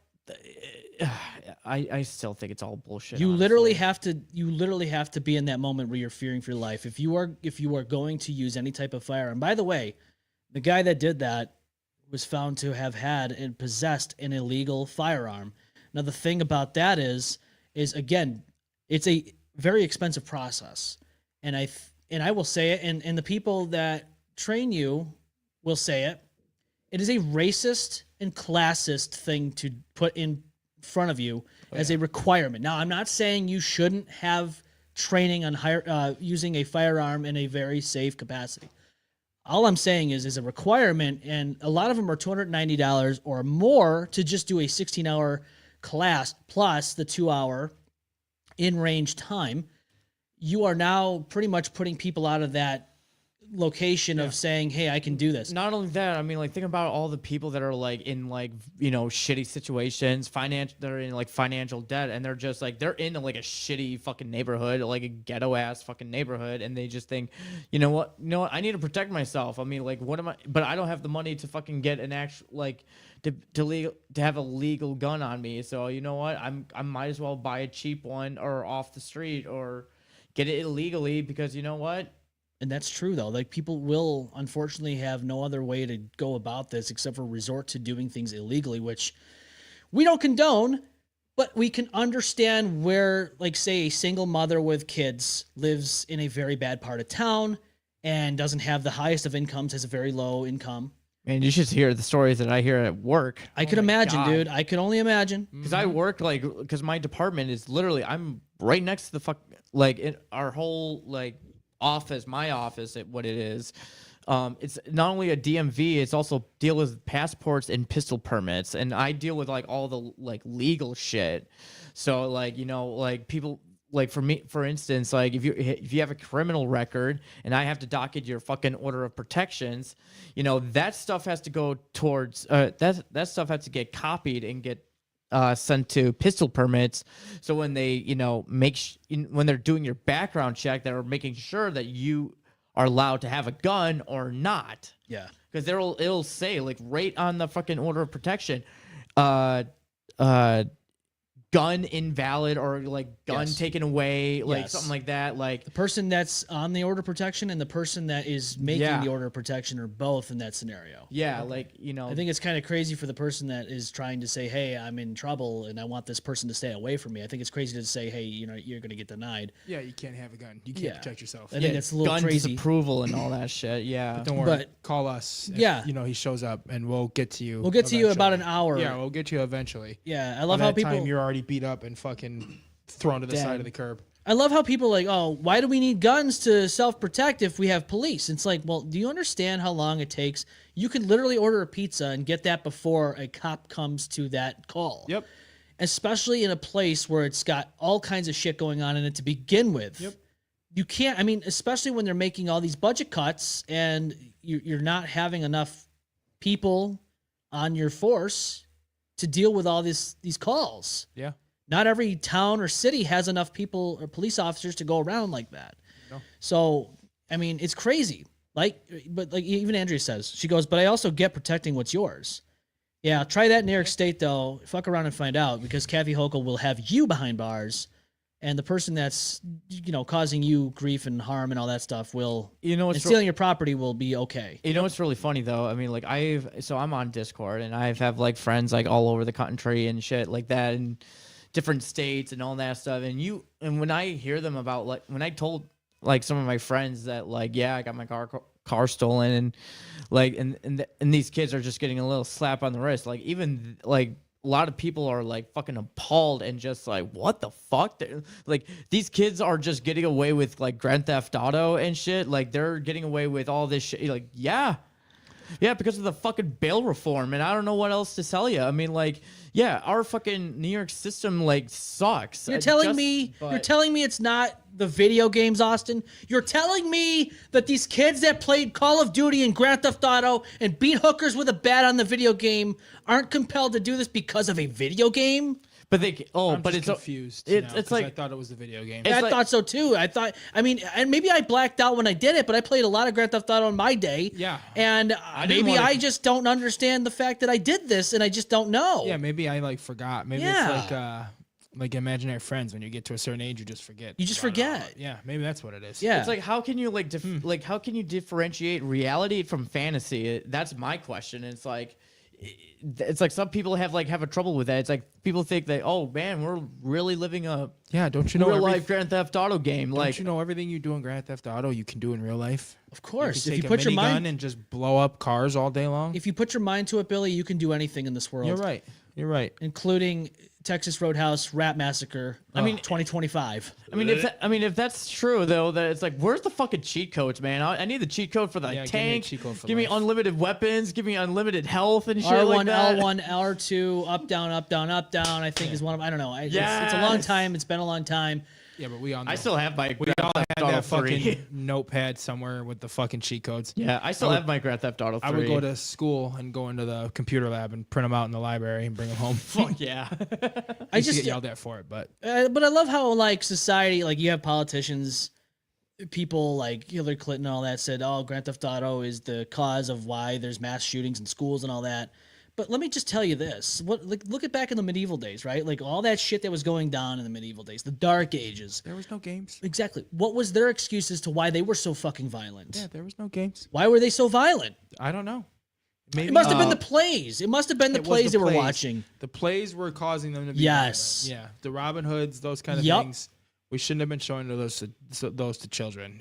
We just figured out Blue's Clues because we're really smart. Yeah, and then you go and fucking shoot whoever you want to go shoot after. Yeah. We just got a letter. We just got a letter. Yeah, Austin, it's a cease and desist is what it is. Yeah. It's a cease and desist to say, don't do that ever again because we are going to come and sue you. Yeah, you can't do that. I thought it was like a pipe bomb or something. You know, Allahu Akbar.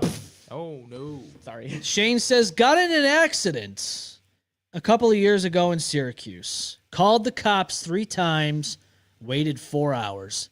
Not one showed up. Now think about this. You could have been in a very bad way. You could have been very injured. Nope. You could have been mangled. You could have been bleeding out. Yeah, you could have been bleeding out, but they have more important things to do, like catch speeders and stuff like that and get you for tickets. Yeah, dude, or, sit in their cop cars and watch their Netflix. By the way, I totally agree, Shane. Like I get violent too every day without food. I'd be violent every day with that food. With that food. He's talking about was probably the medieval food. Yeah, the medieval food. Shut up, Shane. What camera am I at? Fuck you, Shane. Oh, well, actually, it's over here. Oh, it's over there? Well, we could do We'll this go back one. to Fuck you, Shane. But it really does boggle my mind. Aren't you, you always hear things like, you're responsible for your own safety. Well, okay, please let me self-defend Yeah, then. let me fucking be responsible for my own safety. Let me defend myself and my family with legal guns, legal weaponry, and I don't even like the word weaponry. They're tools. They are. They are life-saving tools where if somebody's coming up to you with a knife or a gun, which if you are with a knife, you're kind of fucked already. Yeah. And people that always say, "Oh, don't bring a knife to a gunfight." Well, you're kind of true. You're kind of right, but you're also kind of wrong because if somebody's like real close to you and you're about to pull out your weapon, guess what? You've already been stabbed like 10 times and are bleeding out. Yeah. And so that's not always the case. Not always. If somebody knows what they're doing with a blade, or you're just in bring a trouble. mace. Well, if you have no idea what the person bring is a thing of thinking mace, already, though. and they're just get within range of you, Austin, you have a point though. And they will tell you this. Not every day is a gun day. Now that's true, because your first response shouldn't be, "I want to kill this guy." Your first response should be, I want this person. I want the assailant to be stopped, so that way I can escape. Stunned, yeah. Something. They have these burnas now you can buy. They're like pistols with pepper balls. Yeah. Oh yeah. You can buy these now. Yeah, I did hear about that. That and also. I don't know their effectiveness. I've never used one. I can tell you though that, you got to understand, if you want to test it out, you probably are not a pissed off assailant with aggression and adrenaline going off, right? So you're going to feel the stun. or drugs involved. Right. Well, that's another thing. Everyone's on drugs. If somebody from Patty Lodge is coming at you with a fucking knife and you have a burner, chances are you're probably going to get killed. Yeah, probably even still if you have a regular gun. Yeah. That fucking crystal meth does some crazy things. Yeah, that's what I'm saying. Like, so, I mean, I don't know. Is it better than nothing? Sure. I would definitely say that. But however, I think that they need to make this. So I understand gun control, but I think we've made it to the point now where people are having a hard time defending themselves, period, against people who are just not going to follow the law anyways. We need gun control, but we also need to understand that we're classing people out of being able to afford the process to get a pistol permit. There are people that literally just can't afford it. Right, gun control, yes, but we don't need to make it so that all the guns are controlled. Exactly. They're like, "Oh, well, all guns should be taken away." In a fucking perfect world, and on paper, sure. All of the guns, all of that gone. Sure. But this is not a fucking perfect world. Thank you, Billy. It's Not even remotely fucking close. I agree. Real life says that is never going to happen. No. Never going to happen. No. Criminals are going to, it doesn't matter. It doesn't even have to be a firearm. No. They're going to find something. There's been criminals since the fucking cavemen. Yeah. Amen. They were beating people over the heads like the Neanderthals they were. Rocks with their fist. Yeah. Or made a club. Yeah. Unfortunate, but it's just some people are naturally going to be that way. Kind of like the club that was on your wheel that didn't work, right, Austin? Yeah, they're fucking. Yeah, right. Yeah. Ha ha ha. That club did a lot of good, didn't it? Yeah, absolutely. sure Did you the best. Yeah, too bad it was anti. I wish it was had like an anti-drill bit, like drill lock, so that no drill can actually get it taken off. Dom says, "Wild, not one cop showed up. Thanks for doing your job." Pretty much, yeah. He also says, "Sit in their cop car hiding so they can pull me over for going 80 and a 65, but someone legit hurt. Nah, fuck them." Yep. And then he says, "Bro, my wife always says the same blade can outweigh a gun." Look, when you say that about the speeding, it's not wrong. Yeah. It's not wrong because they don't care about real crime. They care about putting they're padding their pockets, padding getting Kathy their numbers Hochul's in. pockets, Joe Morelli and all them. They gotta pad their pockets. Yeah, get your numbers in, man. And if somebody throws a fire extinguisher through your window and causes your family, trauma and all that stuff, and has damaged your property, and you call the cops and they say there's nothing you can do about it. Real story, by the way. An old co-host had this happen to him. The cops came and said, yeah, there's nothing we can do about it. There's no evidence of who did it, blah, blah, blah, blah. So nothing was done. Now you have a damaged window and you had to pay out of pocket for it. Meanwhile, the cop gets back in their car and pulls somebody over for going 5 over the speed limit and causing them a whole bunch of grief for, spending hundreds of dollars on a speeding ticket because that's more important than real crime. Yeah. Oh, yeah. Of course. Duh. Because solving a That's crime, how they make money. yeah, exactly. Solving a crime like that doesn't make them money. It's just paperwork, and God forbid anybody has to do any work around here. God forbid, we don't actually put people away in jail and keep them there for a very long time, if not forever, and prevent future crimes from happening like the one here in Canandaigua with Sam Nordquist. That's what I'm trying to tell you. The justice system, especially in this place, needs a transformation that we've never seen before. Big fucking time. There needs to be an aggressive something. Something needs to happen where they're not going to get away with this anymore. Yeah. Why should a child predator who's known to have hurt a child be let back into society ever again? Ever. Never. Period. What fucking judge decided that any of them should have been let out after they got convicted? At all. Yeah, they're all just like, they're fine. Because there's this idea that when you go to prison, you're reformed, you're renewed, you're a brand new person. And I'm sorry, I understand that you have to register yourself on the sex offender list, but honestly, all that does is keep the people around you notified. And that's not going to stop somebody from going to do it over and over. And there's no amount of priests that will help, will save you from all the shit that you've done. Honestly, we talk about. I've watched so many of those recent To Catch a Predator YouTubes, like Skeet Hansen and all of them, and I love those guys. But most of the guys they go He's just after been again skeeted. have are third or fourth offenses, and they're on the registry, but it doesn't matter. It doesn't stop them. So what the fuck is the point of even having them go on the registry? Just keep them in fucking prison. I want to continue that because that's very important what you just said. And I want to get to what I was going to say after that. I want to say that Shane said those pepper balls hurt when you're hit by them too, though. He goes, they're like frozen paintballs. And then he says, look at the UK. Their police have no guns, but guess who does have them there? Yeah, exactly. No surprise, right? Yep. It's no surprise who has the guns over in the United Kingdom. Mm-hmm. So what you said was people like Skeet Hansen are out there catching these predators, these pedophiles, these PDF files, whatever you want to call them, and these child diddlers like P. Diddy.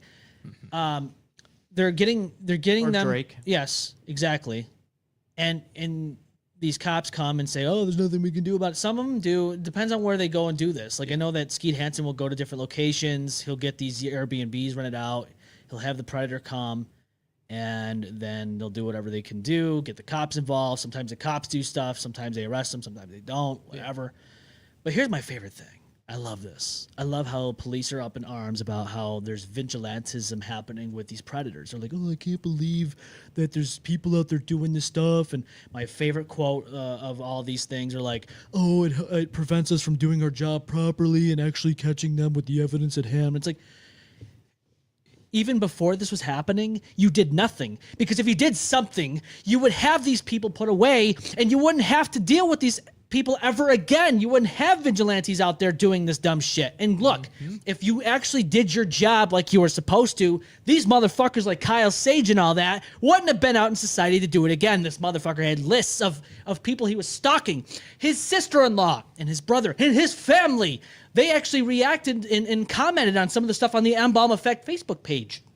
And she said it, and she's right, because I've seen this years ago. They have been warning people for years. Nothing was ever done. Kyle was still out in society doing whatever the hell he wanted to do. And guess what? He kept getting worse. Dude, this guy is probably your size, if not smaller.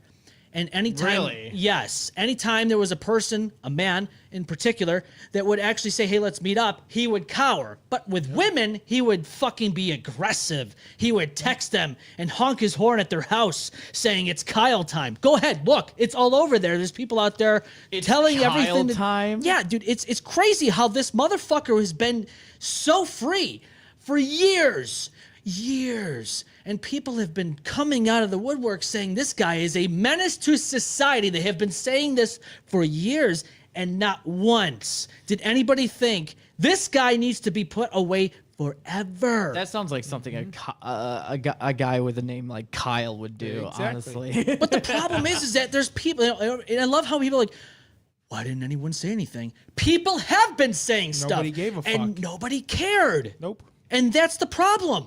Until something like this happened, nobody gave a fuck. Like when a school shooter walks into a school and blows all these kids away. How did nobody know? Knew. Yo, How did anyone? Like everyone likes to turn a blind eye, you know? Exactly. How did nobody see the red flags? Nope, they fucking were there. You just didn't want to see them. It's like these people have like rose-colored glasses, and all they see is just regular flags. Yeah, exactly. Yeah, that's Andrew, you're right. Stockingless. And he had more than one. Ridiculous too. We posted it because it was posted on social media years ago, and like I said, the stuff that I had talked about was on a flash drive in a convenience store in downtown Canandaigua. Now, think about this. Did they just find that flash drive, or like somebody give them to? They found it. Okay. It was placed somewhere in the convenience store, and they found it. Got it. And I can tell you right now, with all the stuff that was out there for years, because you can go back and you can look, and you can ask all the people that knew and know of Kyle Sage. You can ask them, and they will tell you, and his sister-in-law will even say, specifically her and her family, the whole family, his whole family knows about him, has been warning people about him. It's fucking crazy. They don't want anything to do with him. And there was somebody that said that they knew him from many years ago, and he was never like this. God knows what happened to make him the way he is. Does not matter. He is still responsible for his own individual actions and behavior, and nobody's doing a thing about it until now, when somebody unfortunately has now been deceased because of him and the rest of these assholes' actions. Yeah. And again, the rest of them, they had a history. We Every know one this. of them. Yep. And yet nobody did anything. They're just like, yep, guess what? There's nothing we can do. It's New York State. Let them out. Let them out. Give it to me, please. Let them all out. Let all the predators out at once. Everything will be fine. They've already done their time. They're reformed. They're renewed people. They will be the president of the United States. They will cure cancer. They could do no wrong. It's like that scene in freaking Simpsons. Smithers, release the hound. Basically. That's all it is too. Like I said, yeah. And it drives me nuts, though, that nobody did anything about it. They're just like, what's the big deal? Yeah.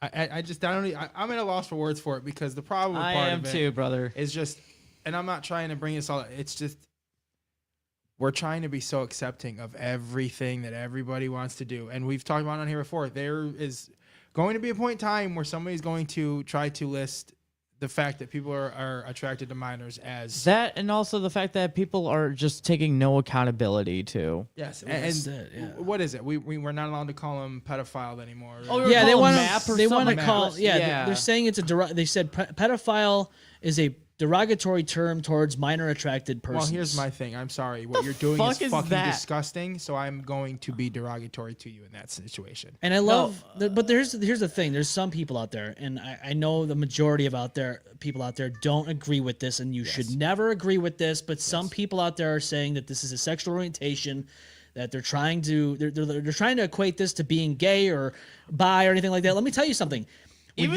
Even I was gonna say, even the LGBTQ plus is gonna fucking deny that shit. But here's the thing: those are consenting adults. Yeah. And whether you're straight, gay, bi, it doesn't matter. You're consenting adults. A minor attracted person going after a 9-year-old. Yeah.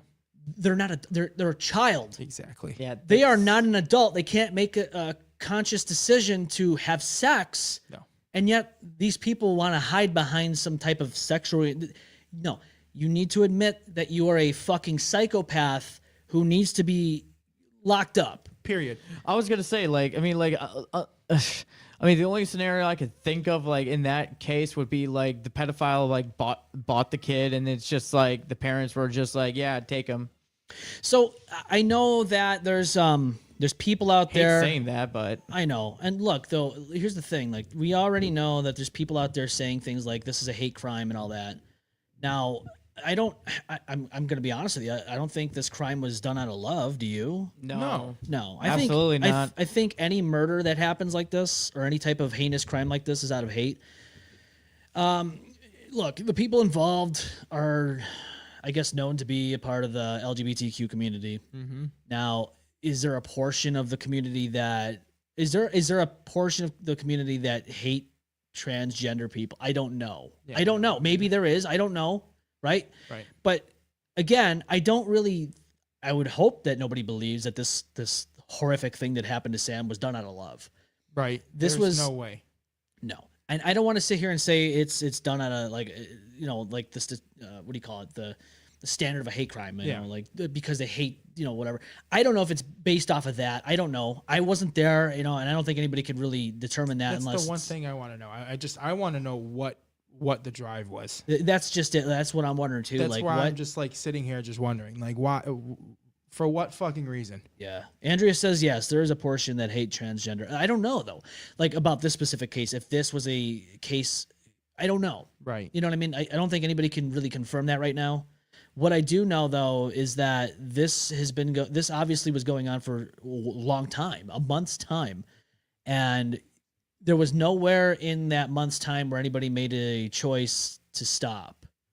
And I think some of them, 7 of them, right? One could have stopped. Right, and you hear about how Jennifer is in the interrogation and all that, spilling her guts out, singing like a canary about what happened and all that stuff. But again, she didn't do anything in the midst of it to stop it. Any point in time, you could have done one thing: open the door, right? Open the crate. Yeah. Somebody wasn't paying attention. You could have said something to somebody. It doesn't fucking matter what you do. Someone's now. life could have been saved. Exactly. Shane says, I want to know who was running it all. Like, who orchestrated it all? Which one of them was it? I honestly... I think it was Precious. I was going to say, I honestly think it was Precious. Yeah, I think it was Precious so too. Absolutely. You said that they were pimping her out of there too? Is something you Yes. saw? Yes. So Which means she was probably fucking making money off of it, and those fucking weirdos that were all in there didn't give a shit. that's what I was reading. Now, I don't know if it's... But the people that are talking online about this stuff, they obviously know more than I do. So I'm going to go ahead and say... And I wouldn't put it past them to do something like that. But yeah, that's what basically what I was reading on the descriptions of some of the horrific things that I was reading that happened to Sam. And they would have people come in there, in and out, and do these horrible things. And it's just, here's the thing. The Nordquist family, I don't know. If I was in their shoes, I would drop social media right now. Oh yeah. I would drop it. And I'm not saying you have to do this if you're listening or anything like that. And I'm sorry that this happened. And I want you to understand, like, that we're not trying to, we're trying to bring to light what happened here. I think this is a situation that really needs to be talked about. If I were them, I would want to stay away from all the details as much as I possibly could. Because you don't want to keep reliving this over and over again. Like, it's bad enough that you lost somebody, but and I understand there's some people that want to know what happened to their family members and whatnot. But I don't know, man. I feel for them. I don't know what else to say other than if I were them, I would just try to stay away from this stuff as much as possible And give people like time to grieve too. I mean, that's another thing too. Like, you got to give people time to grieve and and I know heal. Like that's devastating. Like, that's someone's brother, sister. That's someone's and cousin. I know the fucking news is relentless. When my sister passed, dude, there was a kid that we went to high school with that was a year or two ahead of us. That was working for the news, and the first thing he said to me wasn't anything about sorry nothing. He said, "Hey, can we come have a conversation?" Yeah. Fuck you, dude. No, get off my dick. The shit like that pisses me off, and this whole situation's really got me. It's bothersome. It is. I'm sorry, dude. It's terrible. It's okay. I mean, it's just somebody could still be alive. Agreed. And these 7 fuck faces are hopefully going to go sit in jail. And I mean, at this point, sure, it's prison, but it doesn't seem like they fucking care. I swear to God, though, These if any of them like get out. Oh, dude. Well, hey, if any of them are let out for whatever reason or let off, there's no reason for that. I was gonna say, well, hey, if the justice system doesn't do anything, I'm pretty sure the devil will pay their dues. Trust me. Well, something's got to be done. Something's gonna happen to them, and it's karma. I mean, like, I don't give a shit what happens to them, honestly. Andrea even says this. She says Precious brought him here. Yeah. So she's the ringleader. As far as I'm concerned, that bitch is the ringleader. And you can go on there. There's there's people that are coming out, like I said, on social media, on these comment sections and all that again dated Precious or knew her and they got out of this bad situation in time to survive it. And unfortunately, Sam didn't end up in that same boat, and it's just it's disheartening to even think about. Annalise, you're on the M-Balm effect. What's up? How you doing? Of course I am. Why wouldn't I be? I don't know. I know it's just. I mean, I know you don't live here, but you live in New York State. You live in New York City, and I mean, it's the detail. I'm sure you know a lot about it. It's going. I mean, it's made the news. It's national news. Mm-hmm. And it just the whole thing. I mean, what are your thoughts on this whole thing, Annalise? Honestly, the one thing that I am mad about is what they did to the Stonewall website, removing that whole situation, which is kind of like ticks me off because that's what it was from. Like, you know what I mean? I don't want to see that type of thing happen. So what was this website? The National Parks website. Okay. Removed, I believe, the term transgender from the Stonewall website, I believe. I can't explain it, but I just think that's kind of messed up. Shady, too. Yeah. Well, it just shows you people's priorities. They're more worried about that than they are about the actual tragedy that happened. It's like, are you crazy? Mm-hmm. Right now? Are you kidding me? Like I said last week, I was like, I don't care what your sides are or anything like that. A human being has lost their life in the most tragic way you could possibly even think of, and these people are out there just worried about stuff like that. And it's like, they need to understand, like, we're all human beings, and it doesn't matter. Somebody died tragically, and when you got people that are more worried about things like that than someone losing their life, that just goes to show you their character over anything else. Yeah, you know what I'm saying? So like this whole thing, and I just think it's like, not to get too into it, but I think it's just ridiculous, like having things like that regulated more so than other things. Yeah. Because I feel like there should be way more control over other things than basic human necessities. Like, yeah. There's a lot of inhumane things happening that people are just kind of turning a blind eye to, but there's a lot of other things that they're more concerned about. And Shane says, I just know there's going to be a Dateline on them. And listen, if there is, I want to watch it. Yeah. If there's a documentary, like they have the Gabby Petito documentary, I want to watch that one. I want to watch it. Yeah. I like to watch these documentaries because I want to see what other people are saying. And I want to see, I want to hear from those who were involved, that knew Sam and what they went through in this time. Because, they're going through it. They're in the midst of it right now. And it's affecting our communities here. It's affecting people in Minnesota that, are family of Sam. And it's affecting a lot of people, and just to hear the horrific, inhumane things that happen to Sam, it's just like, how can a human being just have the mindset of doing this to another human being? Exactly. Everybody. No, sorry. No, you're fine. Because he came down here willingly. Yeah. So that means the entire time you were lying to him the whole time, setting this up. There was, again, that's why I want to know more of what the thoughts were, because it's just. So from what I understand, I guess Sam had stayed at the Econo Lodge for a given amount of time. I don't know if it was I don't know how long it was, but he had, I guess, went to the Econo Lodge, which is right next door to this dump hole, hellhole, devil's den of Patty's Lodge. And, but here's the thing. I drive by this a lot. I've been at the property multiple times in my life now. I have driven by this place multiple times, knowing what's, this place is well known for. And just to be in that same vicinity of this place, especially when I was driving in there in the parking lot, making that clip and being near that building and knowing what happened and what took place in there, I don't know how to explain it. Did it felt ominous? Yeah. I mean, it's depressing, dude. I don't know how to explain it other than that. It's a heavy feeling. After I got done filming there, I didn't stay too long, but I kind of looked at the building and I'm like, I can't believe what occurred in that fucking place. I can't believe it. You know, I Now that place is gonna be haunted. You know. well, and that's what I mean. Like, it's already haunted. The place is just it's haunted by a bunch of people's terrible, violent history, and everybody's like, you know, the people that know that place, they know nothing good comes out of there. And then you got these other clowns that want to go on Facebook and go on our fucking videos and stuff. Try to fucking justify it. Fuck out of here. And they're trying to justify the fact that this business should stay in business. It's like, this place shouldn't stay in business. It's never been any good for anybody. The people that live there are not there to get better. They're there to get worse. Yeah. They're there because that's the only place they can go. They can hide. Yes. I'm assuming that there's already a drug dealer that's already living on the property. If not, the owners of the property are the ones providing the drugs. Yeah. And the ownership doesn't have to report anything because if they're taking cash, then it doesn't fucking matter. Right. You know, that's shady. They don't have to worry about fixing anything because what are you going to do? You're going to call the police and say that your landlords aren't taking care of your fucking business? Yeah, they're going to come in there and see the shit that they're seeing. It's just, I'm usually never at a loss for words. This whole case has definitely left me. Yeah. Yeah. It's terrible. It's horrific. It's ridiculous.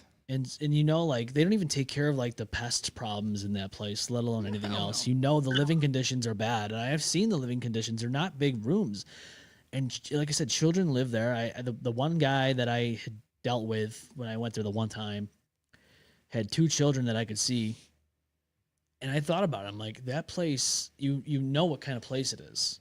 It's not your upstanding citizens. It's the drug dealers. It's the drug addicts who are doing hardcore drugs. It's the sex offenders who are obviously well known to have raped women and kids.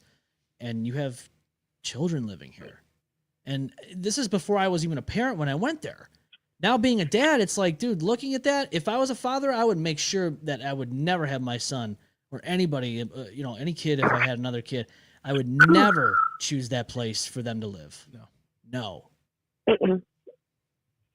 Unfortunately, though, I guarantee the guy I was dealing with was somebody who probably didn't. Yeah. Uh-huh. I mean, maybe he wasn't a sex offender, but he probably had a past. He's there for a reason, right? And I don't want to judge, but you can't just sit there and say that good people live there. No. Nobody that lives there, especially when you don't know the history, you don't know the city, Yeah,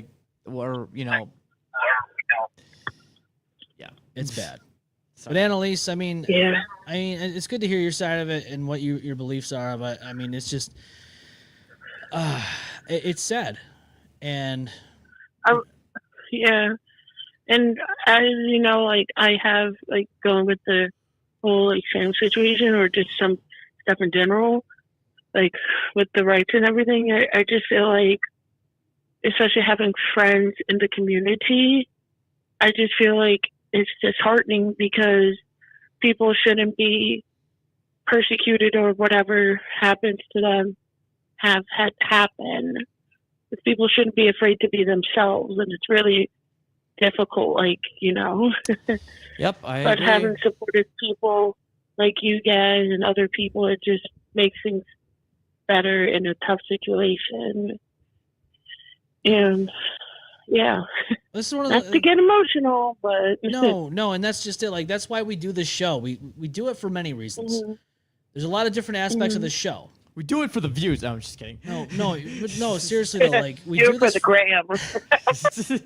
But we do this for a lot of reasons. Like, one, this is a legitimate conversation we're having. We're not being sidetracked with I gotta because you know how people are nowadays. You all hang out and people are on Facebook. They're all just sitting looking at their phones and ignoring each other. It's terrible. I wish that society never came to that.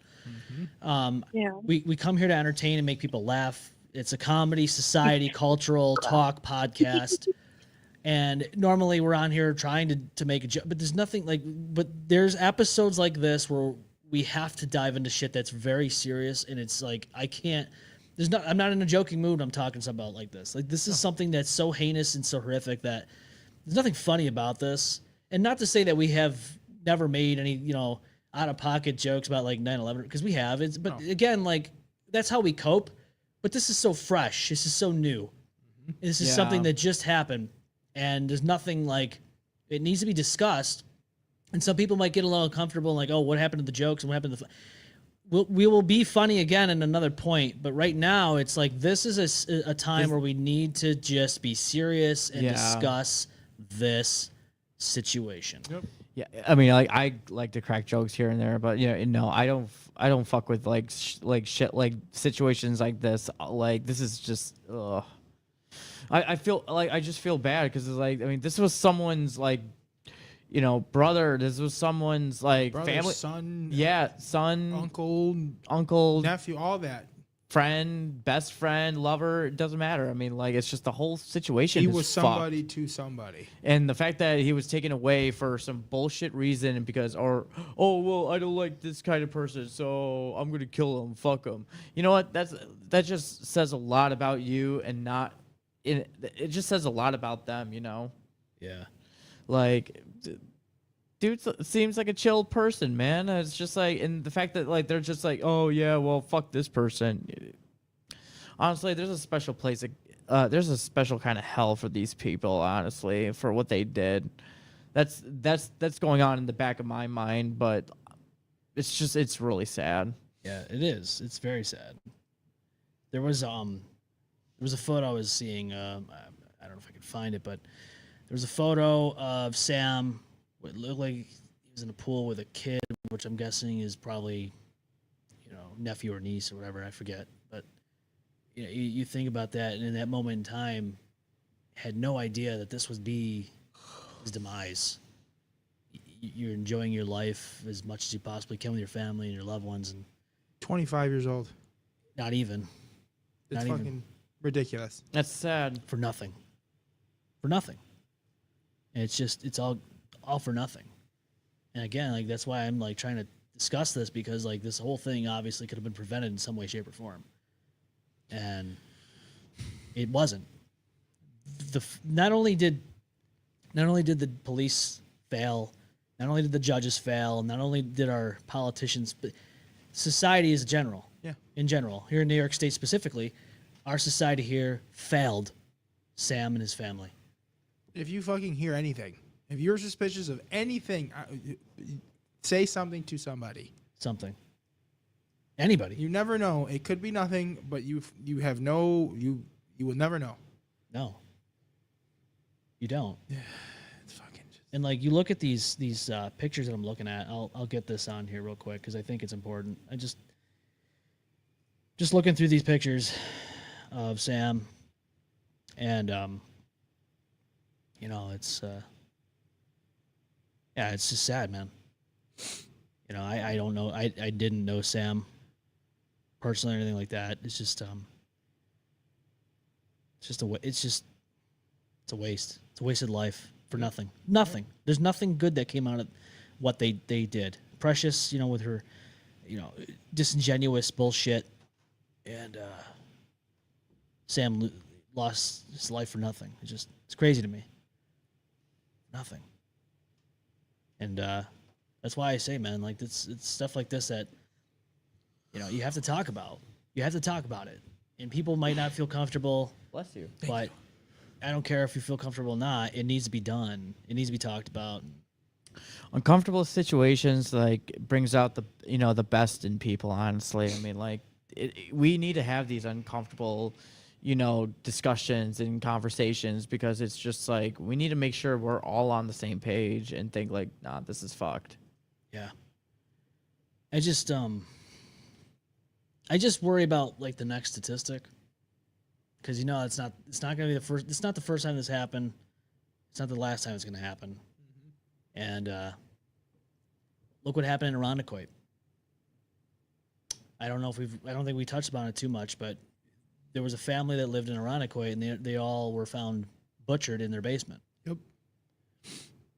Again, I remember that story. Yeah. Yeah, but I feel like even that story didn't get fucking covered for anything. Yeah, No. that shit was fucked. That was That was horrible.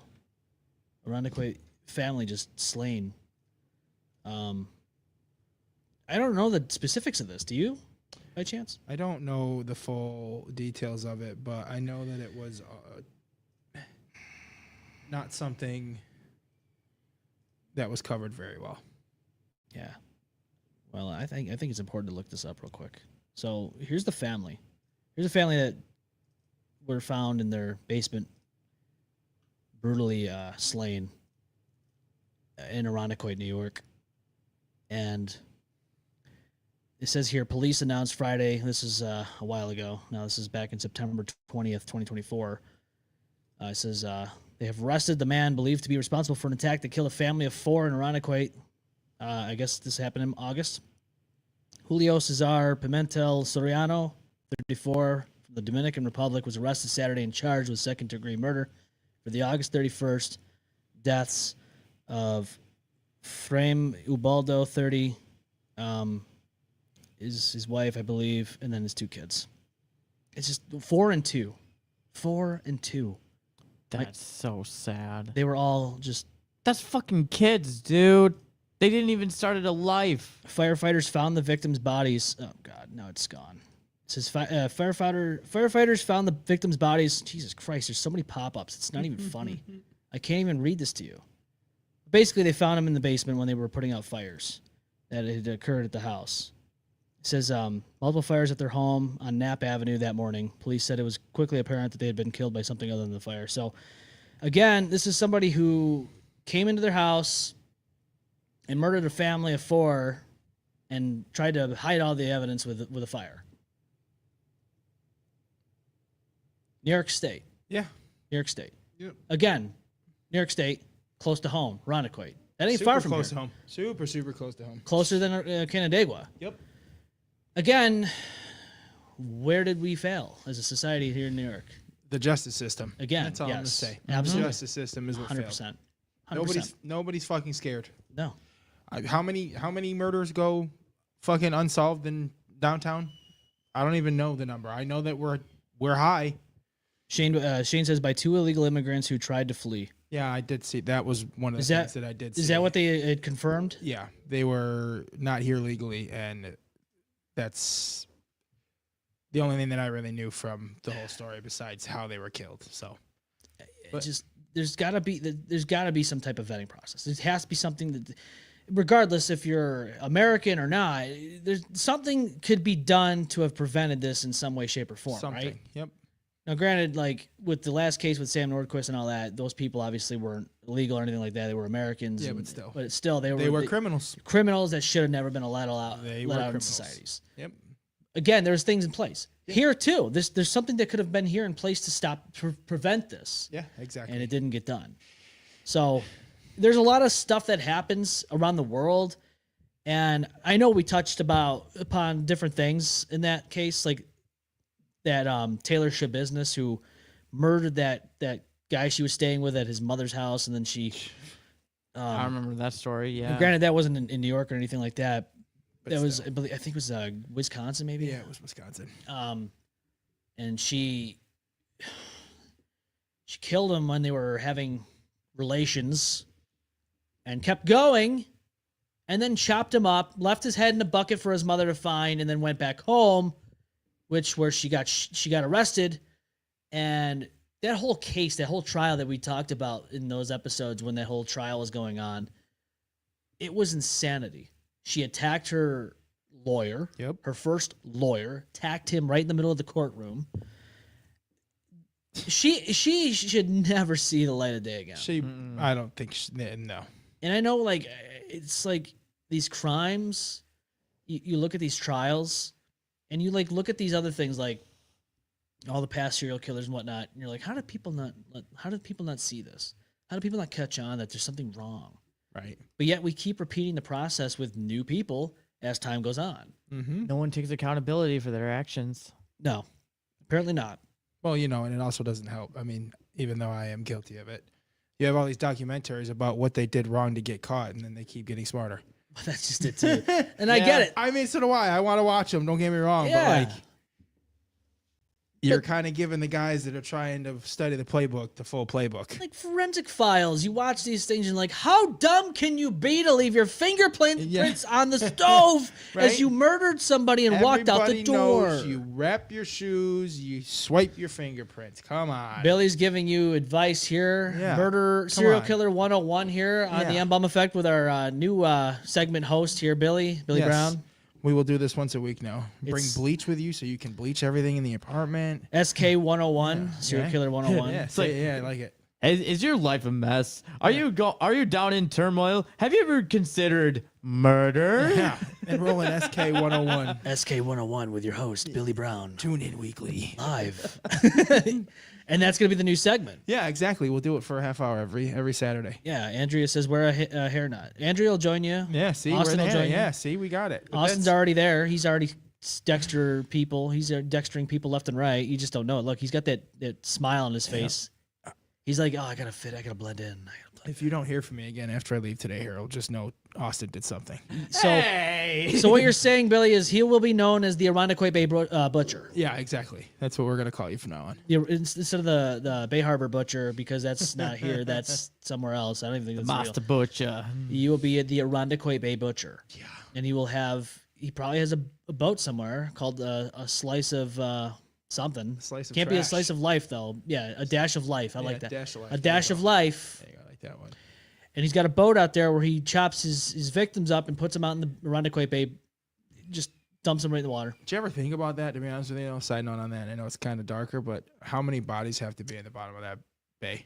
Irondequoit? Oh yeah. I really don't want to know. No, I refuse to swim in it just because I don't know. Hopefully, there's none. It's got to be something. Well, like I said, all the unsolved murders that happen downtown. Yeah. Yeah, you're right. You can't find people. You don't know what's going on with them. Wasn't it? Didn't they find the one guy's body sitting in the water reservoir down here too? Mm-hmm. Yeah, the guy climbed in there, and I don't know how you missed that. Yeah, right. I don't. People were like, "Oh, there's something weird with the water." Yeah. Huh. Oh, there's a weird color and taste and smell coming from this water. Yeah, maybe that's why I'm shitting blood. Yeah. Killer K says, we love Billy B. Oh, I love you guys. And Andrew says, Billy, if you aren't okay, blink a lot. He's blinking. He's blinking up a storm. I don't know which camera I'm looking at. There you are. He's in trouble. You do remember, Andrea, you're not really not here. You're in the corner over there being held against your will. Yeah. You're actually, it's not even Andrea on her phone. It's the guy in the ski mask who holds us captive in this basement. Yeah, they're still here, folks. They're still here. They're not. I know they don't like us talking about it. Yeah, and they got the camera in Joyce too. Austin, they were what were they doing with you the last few weeks? They were ball gagging you. They were playing chess with you. You don't want to know. I heard some playing exciting chess. screeches from your corner. Yes. Andrew says we are still all in the basement. Yeah. We really are. We are. We could prove it right now if you want. We never leave. But I don't think they would be happy if we did. Shane says Rochester did use. Haven't eaten in days. Rochester did used to breed serial killers. Probably lots of bodies in there. Well, think about it this way: the alphabet killer. They never caught him. Ever. They never caught that guy. Yeah. Or woman. No. We don't know who it was. Don't know. I think they just announced that they think they found out the identity of Jack the Ripper, though. I don't know if you saw that. So the running rumor, so to speak, is that it is a grave here in Rochester that they found out by the name of Tumulty. Yeah. And you can go visit that grave.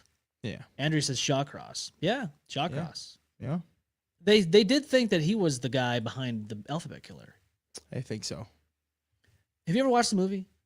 I've not watched the movie. I watched a bunch of documentaries on it, but there's a movie that was made, I think, back in 2009, and they filmed it here in Rochester, but the alphabet killer, it took place in modern time at that time. Okay. And I guess the officer, she investigates all this stuff. She's on the case. If you haven't watched it, I won't give away the ending, but you could maybe or maybe not guess what happens at the end. Well, but it's cool though because they took scenes from here, and you could hear like towns and all that. Like at one point, you could see that they went to it used to be called the New Yorker's Pancake and Grill in East Rochester. Yeah. Okay. And they did a scene there. Now it's something else. I think it used to be the Broken Yoke after that, but it's something. But it's cool to see a movie shot here in the ROC. Didn't they do another scene? But it wasn't that movie. It was with Spider-Man 2. Yeah, they did that in downtown Rochester, but it was supposed to take place in New York City, obviously. Yeah. But they shot some of the scenes here in that movie. Yep. Here in downtown. Yeah, good old Jamie Foxx was here. Yeah. Yeah.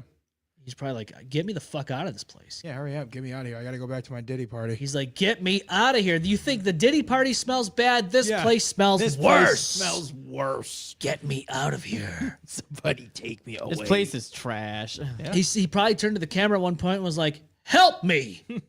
Help me now. Please. Get me out of here. And I may or may not be blinking. You can't see because I have these sunglasses on, but help me. Wink. Get me out. For a second, I thought you were gonna say something else. I thought you were imitating. Not imitate. I can't even words. Are you all right? Yeah. You good? Blink if you're okay. Please. Okay. Well, He's okay. I guess he's all right. okay. Yeah, he says okay. Little did he know, he just had a fucking shot injected into his ass cheek. Yep. That's gonna put him to sleep in about 5 minutes. Yep. But no, I was gonna say you almost like imitated Kevin Hart's one of his skit. Help me! Oh yeah, help me now! I was like, whoa. Yeah, you know what? I didn't even put that together, but now his team's gonna come here and execute me on the live stream. Yep. They're gonna come get me now. Yeah, they're gonna have to. They're gonna come here and they're gonna put me on my knees with my hands behind my back or a head like this, and you're gonna see Shots fired. You're gonna see a silenced pistol behind my head, and just it's gonna all black out. Everything's gonna go out. All the lights are gonna shut off and everything. Everything. Stream goes off. Everything goes done. off. It's all hooked up to a kill switch. Yeah, and then the YouTube channel and everything. All of our M-Balm Effect accounts they go black. Yeah, and, it goes nuclear. Yep, It's just and gone. there's nothing left to even show that the show even existed. Yep. Disappeared. Lost. Yeah. Words. Yeah. Words. Words. It's what we're okay. supposed to speak here, Austin. Yeah. I can't fucking words for some reason. God fucking damn. fucking words. This is a podcast. It requires you to have words to speak into the microphone. Are you sure you're able to do this job? I'm pretty sure it's just I think my brain is just very, very tired, and I could tell. Yeah. Did you not have any caffeine today? You gotta have the caffeine. Actually, I did not eat. I did not drink a lot. They didn't feed you today, dude. They didn't slide a little tray in your little cell like the rest of us. I know what's going on here, man. Nah, they're just abusing me at this point. I'm Gotta gonna write have to, better jokes, I guess. Yeah, this is what happens when you don't write the better jokes. Yeah, when the jokes aren't hitting, they get mad. Killer Case's opinions on the Air Correctional Officer strikes. So I got some jokes happening up my sleeves. Don't get me started. So I understand some things about this. I didn't get too much into it. I've been that's one thing I was actually going to save for like next week. We can dive into it, I guess. Why not? Right. So I guess like there's a strike going on for corrections officers. And I guess, there's a lot of people that work these roles that are saying that the working conditions are unbearable. They're working long hours. They're not being supported enough. Now, granted, I know there's this thing that happened, and I think we briefly touched upon it, where there was an inmate who was viciously killed, and it was on body cam and all that stuff. And, I don't want to say, because I know how people are. They're like, oh, they're all bad. Yeah. Again, that's a bigoted thing to say. It is. It's very prejudiced to say. It doesn't matter who they are. I mean, you got to understand, not everyone's like that works this job. No, they're not. Trust me. It's like saying post office workers all go postal and shoot their jobs up. That doesn't happen everywhere. No. That got a bad rap in the 90s. Remember, it was bad. Sure do. So now yesterday I was out like driving towards, I think it was like Watkins Glen. And I came across, I think it was 414. I think it was Route 414, if I remember correctly. If that is a thing. If I'm wrong, let me know. I was driving, and it's like there's nobody on this road. And then you see like a line of like these people with signs and shit. And I knew what it was because I read one of them, and it had to do with this whole this strike. And there was a whole bunch of cars and shit. And I'm like, I was on the phone with my wife. I go, I'm seeing this in real time, and I'm telling her about it. I go, yeah, what a perfect spot. You wouldn't go to a heavily populated area where people are going to see this all the time. No, you're going to go to a place in the middle of nowhere where people may or may not have come by every 20 minutes or an hour. You're right. You know what I'm saying? So real effective at that point. So obviously, we know that corrections officers they're I used to deliver goods to a jail, and I'd hear some stories from corrections officers who, they get in the truck with you and they kind of guide you. Right. You got to go. They got to sit with you. And they'll tell you, like, it's not good right now. Like, it's crazy. there's people that just want to start fights. They get away with it, and guards have their hands tied. They can't do anything to control to the best of their abilities the situation. Otherwise, they get in huge trouble. And look, when it comes to like corrections officers that do things that they're not supposed to, like that one case, that guy got beat, and killed. No, those people should be held accountable, and I hope they are. Yeah. I don't really know what happened to them. I think they got held accountable for it. I'm pretty sure. But the people that are actually in these jails trying to do their job, they shouldn't have to suffer in the fact that they're not getting support from New York State. No. Kathy Hochul is obviously not doing what she's supposed to in terms of supporting them. No, of course not. It's disgusting. Like, crime doesn't exist to Kathy Hochul, folks. I told you she in her fucking Adirondacks mountain fucking. Let's see. So let's dive into more of this. So what's the updates on this? I'm curious. What are the updates on this? Again, I didn't do too much of this. I didn't do too much of this. What do you call it? Research on this. Thanks, Killer K. We were going to talk about it next week. We were. We can. I mean, we could save it for next week. Yeah. Well, I mean, either way, I'm done with whatever. But let's see. I didn't even know what was actually going on. No. No. Me either. It says, now you'll hear us. New York State prison coach bus sets fire on amid strike. This is February 22nd. This is today. This is brand new news here, I guess, from today. Oh, shit. A coach bus owned by a vendor of the Department of Corrections and Community Supervision was set on fire earlier this week in Canandaigua County. It is getting to a point where this is happening now. They are taking action and doing this. It's kind of wild. New York State failed us.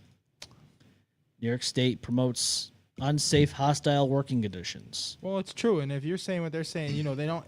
Their hands are tied behind their back. Like, they don't really have the ability to do anything anymore. Yeah, they're basically just glorified babysitters. They're not going to be able to touch the kid. They don't want. They can't discipline the kid, and so the kids do whatever they want. This sign right here says trying not to die in 2025. That's right. Because at what point do the inmates start turning around and running the prison, and then people start getting seriously injured? Yeah. It's a serious thing. Like, that law enforcement in general is dangerous. Yeah. It's bad enough that you have the prisoners and the inmates and all that stuff there. Have you ever been to a jail or a prison of any sorts and witnessed their behavior? I have. I went to the Rochester one downtown. Yeah. One time I can't remember what it was for, but yeah, it was low key very terrifying. Yeah. Just because, again, it's prison. So when I used to drop shit off there, they would be there, like on the left-hand side, and you could hear them yell shit at you, like all kinds of obscenities and junk and all this crazy shit. And they got nothing better to do, No, they're bored. But think about actually being a guard in there, having to deal with these people spitting on you, pissing on you, throwing their shit, their cum. Shit. Yeah, there's more cum in place there. And they're doing this. They got nothing else better to do. This is how they act towards these officers and all that. And of course, you got people that they attack and this assault people that are working there in the prisons. It's not good. And so it's from what I understand, the conditions are so bad that they have felt the need now. And I guess from what I understand, they're locking corrections officers in these facilities now. As Austin's falling asleep with a microphone in real time. They're doing it right now as he is sleeping on the job, like you should not do in a patrol vehicle as a law enforcement officer, because you could be assaulted and killed at any given time. Yep. And they're doing this. They're locking corrections officers in the prison, basically making them stay there to work. How can you be efficient in your job if you're tired, you're exhausted, you're mentally drained, and now you're being forced to be locked in there because other people are on strike? Especially at that job. Not to mention, how can you be efficient at it? How do you not fucking snap back at one of those inmates? That's when you have these issues where you have the fucking people getting beat up by corrections officers because you're making them work 15 to 20-hour shifts. And I'm sorry, after an 8-hour shift of my job, and I work with some nice people. Yeah. If they come up to me and were to say something like that, I probably start fighting them too. I'm tired. Leave me alone. I've been working all day. It says the unsanctioned protest movement has grown significantly over the course of several days this month, with the Wildcat movement growing to at least 30 facilities across the state as of Wednesday, according to the Associated Press. The first NBC5 heard of striking corrections officers came from Western New York on Monday, where staff at Collins Correctional Facility in Erie County and Elmira Correctional Facility in Chemung County began protesting about working conditions, about the discontent, and as a result of their discontentment with current working conditions. It's disgusting. And you know that, like, again, you're tired. Like, I know these guys were working like 12-hour shifts and mandatory overtime. Yeah. When does it end? Right. And it's bad enough you have cops on the road doing this. I mean, it's not safe for anybody. No. You can't make judgment calls correctly and efficiently when you are just tired, you're exhausted, like Austin. He can't. This is why he can't make judgment calls about talking and speaking English words into the microphone. Now imagine this. He can't do that. Now, how is a corrections officer supposed to control a situation that's breaking out in a jail cell or in jail at all? How are they supposed to take control of that efficiently if they're just downright tired and exhausted? There's just no way. You can't. It's just not. It's not a physical No. ability to do. Nope. It's not. Your body needs your rest. And like you were saying, my in body order is to- asking for a rest now. And in order to be coherent and like make right decisions, like Here's one right here. you have to be rested. In a further comment on Wednesday, Kathy Hochul said she was preparing to mobilize the New York State National Guard. The National Guard. For striking. This is insanity. She fucking needs to go too.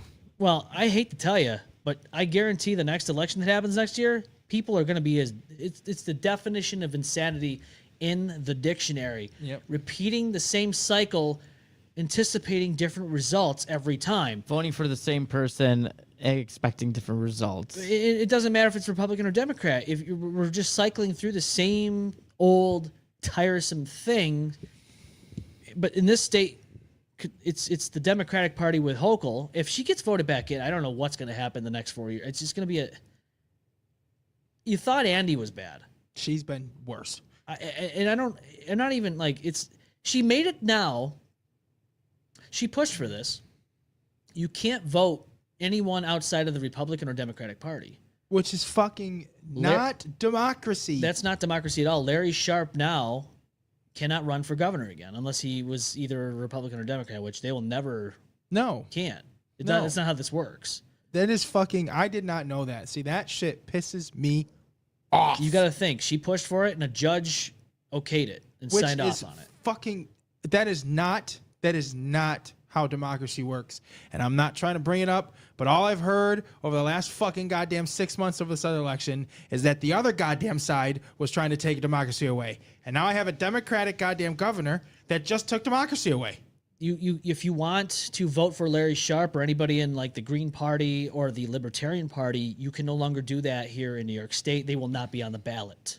The fact you're not allowed to like vote for a third party is ridiculous. I understand that because fuck both Democrat and Republican. I'm sorry, but fuck them both. I understand that. We understand that the third party probably has no chance of winning because people are unfortunately so ignorant to the fact that they should be voting for them. Yes. And plus there's no money involved for politicians that are involved in all this stuff. And there's just so much more deep into it that, that we know they're not going to be able to win in the real world. No. But the fact that you now have purposely made it so you can't even vote anybody. There's nobody on a third party is on the ballot. It's only one side or the other. That's your choice. That makes you not want to vote ever again. At all. No. It's disgusting. It's stupid. It's very, very dumb. So at this point, if you are a Republican, if you're in the Republican Party here in New York State, you should be thinking wisely about this. Yeah. You should be thinking about who you're going to choose because you have somebody right now in charge of this state that is not doing a good job at all. No. And if she thinks that people are going to forget about this whole tax in New York City to go just tourist over there, she's like, oh, it's gonna be this price or this fee now because I'm trying to save you money. Well, how about this? Save everyone money and not do this dumb shit at all. Mm-hmm. You don't have to do this. You're No. doing this to pad your pockets. That's it. And all your constituents that are involved in your stupid governor, taking lead shit, all you're doing is costing New York State taxpayers money. For shit that half of us don't even get to fucking do. Exactly. I don't agree that the Buffalo Bills, this new stadium that they're building, is going to be a taxpayer-driven. It shouldn't be. You know what I'm saying? It's a taxpayer-driven project. Yeah.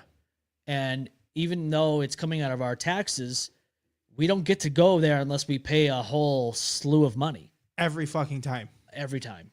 There's not one day, there's not 1 week a year where they say, you know what? Everybody, if you can prove that you're a New York State resident, you can come here and see one game once a year for free. Shane says she is a literal dictator. Yeah, Cuomo was the fucking goddamn joke. She's the punchline. But here's the thing, like, you gotta, if you're the Republican Party, you have to look at this and go, we can't choose somebody that is going to be absolutely destroyed by the media or by Hochul and her constituents. You gotta choose somebody who's kind of in the middle. Yeah. You gotta choose somebody who makes sense. You can't choose, like, when they chose Lee Zeldin, I was like, really? This is the guy you choose? That was fucking so stupid. Like, and then you had that one guy who went up there and tried to stab him, and our old co-host Zookeeper, he watched it in person and filmed it, and then he was up. He had it up on Fox News. We talked about it. We actually had the video clip of it. Oh yeah, We talked about this. He was on Fox News, like the national Fox News. I don't watch that shit, so I don't know. But me either. I can tell you right now, Lee Zeldin was a terrible choice because all they did was lead him back to Trump and January 6th and all that. Choose somebody who doesn't have any, choose somebody that has a chance of beating Hochul. Please. It shouldn't be difficult to beat her because she's beating us like a redheaded stepchild in the backyard like Austin. Yes. They're right. Big time. Big time. She is beating us over the head senselessly with all these weird taxes and just raising shit. I mean, look at NYSEG and RG&E. Again, if you go back to that election, you remember what's on the ballot for that governor. What was it? The Green Deal? Mm-hmm. They try to like twist things up. Like, okay, here's this Green Deal. Say, like, it's supposed to be better for our environment. It's supposed to help us, make the earth be a better place and healthier. And I understand people that agree with that and don't understand the specifics of what is going to happen in those little policies they want to put in place. And I get it. We should have our head on our shoulders when it comes to making this earth cleaner and healthier. Yeah. But what they're doing is trying to make it so they get more money. Now, that is why you notice your gas and electric going up in the last 4 years, because of this. They're making it more expensive to run your furnace, your gas appliances. Yep. This is why those prices went up, is because of Kathy Hochul and those around her who have these policies in place, and they word it in a way that make people go, oh, that's a good idea, and they vote for it. Yep. Which, if you do your research, you'll find out it's not the best thing to do. No. There's other ways to go about this, and it doesn't have to be to raise your gas and electric. Granted, I hate the fact that RG&E it's pretty much monopolized. Oh, 100%. It was the same way with Spectrum around here for a while. Yeah. I don't know if you know or not. Green Light's around here, so we have green light in my house. Yeah, that's what we got. It's been fantastic, but like for a long time, I was saying it. The only fucking internet you can get is Spectrum. This is bullshit. Yeah. I thought we were supposed to have stuff in place that makes it so that this is not supposed to happen. Yeah, it should be against the law to be a monopolization in any area, in any way, shape, or form. And Shane says, why fix the problems when we can just sit around, scream, woe is me the whole time? Well, hey, you're right. That should be the only thing you do. Forget doing anything that's going to make an actual difference. All you should do is go on Facebook and X and complain. And just bitch and complain, basically. But that's what's been happening, Austin. They've been voting Kathy Hochul back in and complaining about crime and raising the prices of gas and electric. And they're all like, how did this happen? How did this happen? Hey man, she needs more money so she could put more bulletproof windows on all of her vehicles, Well, so she can say that there's no gun violence. I've said it before and I'll say it again. She needs more money. This is why she's doing these things. She needs more money. She's feeling the pinch, the squeeze of the eggs and the milk and the bread. And she is feeling this. Well, you got to understand, you know, even though she's a millionaire, Austin, she's done on our level. She knows more about it than we do. She's feeling the squeeze more than we are. She is dude. she's hurting so right in now. dire straits financially. Yeah, she's hurting. That she goes to the grocery store and she has to make a choice. She either gets the milk or the bread. Right, one or the other. The milk or the bread, Billy. Yeah. And so what ends up happening about is the eggs? she forget the eggs. She can't afford those. can't. The fucking She eggs are cannot way too afford. much. Kathy Hochul cannot afford the eggs. No. So she gets the bread. Do you know why she gets the bread, Billy? Why did she get the bread? She gets the bread because she has a plan in place. We have to.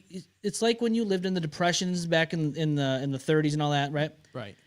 You find different ways to, you know, save money. She goes home, she puts the bread on the table, and she gets her milk pumper out. Oh, okay. Okay, she starts pumping away at Got the it. teat. Got it. She's got to producing her own milk. squeeze the milk out of her dusty old Got it. teat. Now that makes sense. Yeah, see, she's even down on our level. She's She's- struggling like that. She's struggling so bad Yeah. that it's either a decision between bread and milk, and she will choose the bread every time because that's all she has money for, and the rest of it will come from her own body. Yeah, from her own teeth, baby. That's right. fucking That is correct. bitch. Shane says Billy remembers the Great Depression quite fondly. All right, listen, Harold's the same age as me. Leave me alone. I am. I am looking now after yesterday, after turning 34. Yes. I am currently looking. I told my wife, please let me do this because I need a place to live. Yeah. I need a nursing home so I can now too be elderly abused till the day I die. Yeah, starting next week, the M-Balm effect will now be taking place in the bingo hall of a nursing home with me and Harold. The bingo hall with me, Billy, Austin. You're not quite old there. Not yet. You're almost there. Yeah. You're almost there. But we can invite you. Yeah. Word. Yeah. We'll And- get you a volunteer sticker. Yeah, and it'll be done from our wheelchairs and our soiled diaper, adult diapers that are actually called Depends. Yes, sipping our prune juice. Prune juice and Eating our Jell-O. Yes, eating our Jell-O. Can't wait to beat grandma at bingo. And Shane says this could be a great episode, and Andrea says I started the Black Plague. Whoa. Well, Whoa. there you go. Whoa. And before we continue on, I want to acknowledge Jess says rest in peace, Sam. Absolutely. Absolutely, rest in power, Sam. Absolutely. Amen. I agree. Amen. But Yes. when we do this episode from the nursing home, as we get elderly abused, because we will, you know, I already know what to expect from the nursing home. Because Joyce, who is sitting here in studio as a dummy, was a real person. Been in the nursing home, had her legs joiced off. You know what I'm saying? Yep. And she spent the rest of her days in a nursing home. Joist. And she starved herself to death because she didn't want to be there anymore. Yep. Because you know what they were doing in there, Billy. Oh no. You know what they do in these nursing homes. I don't know.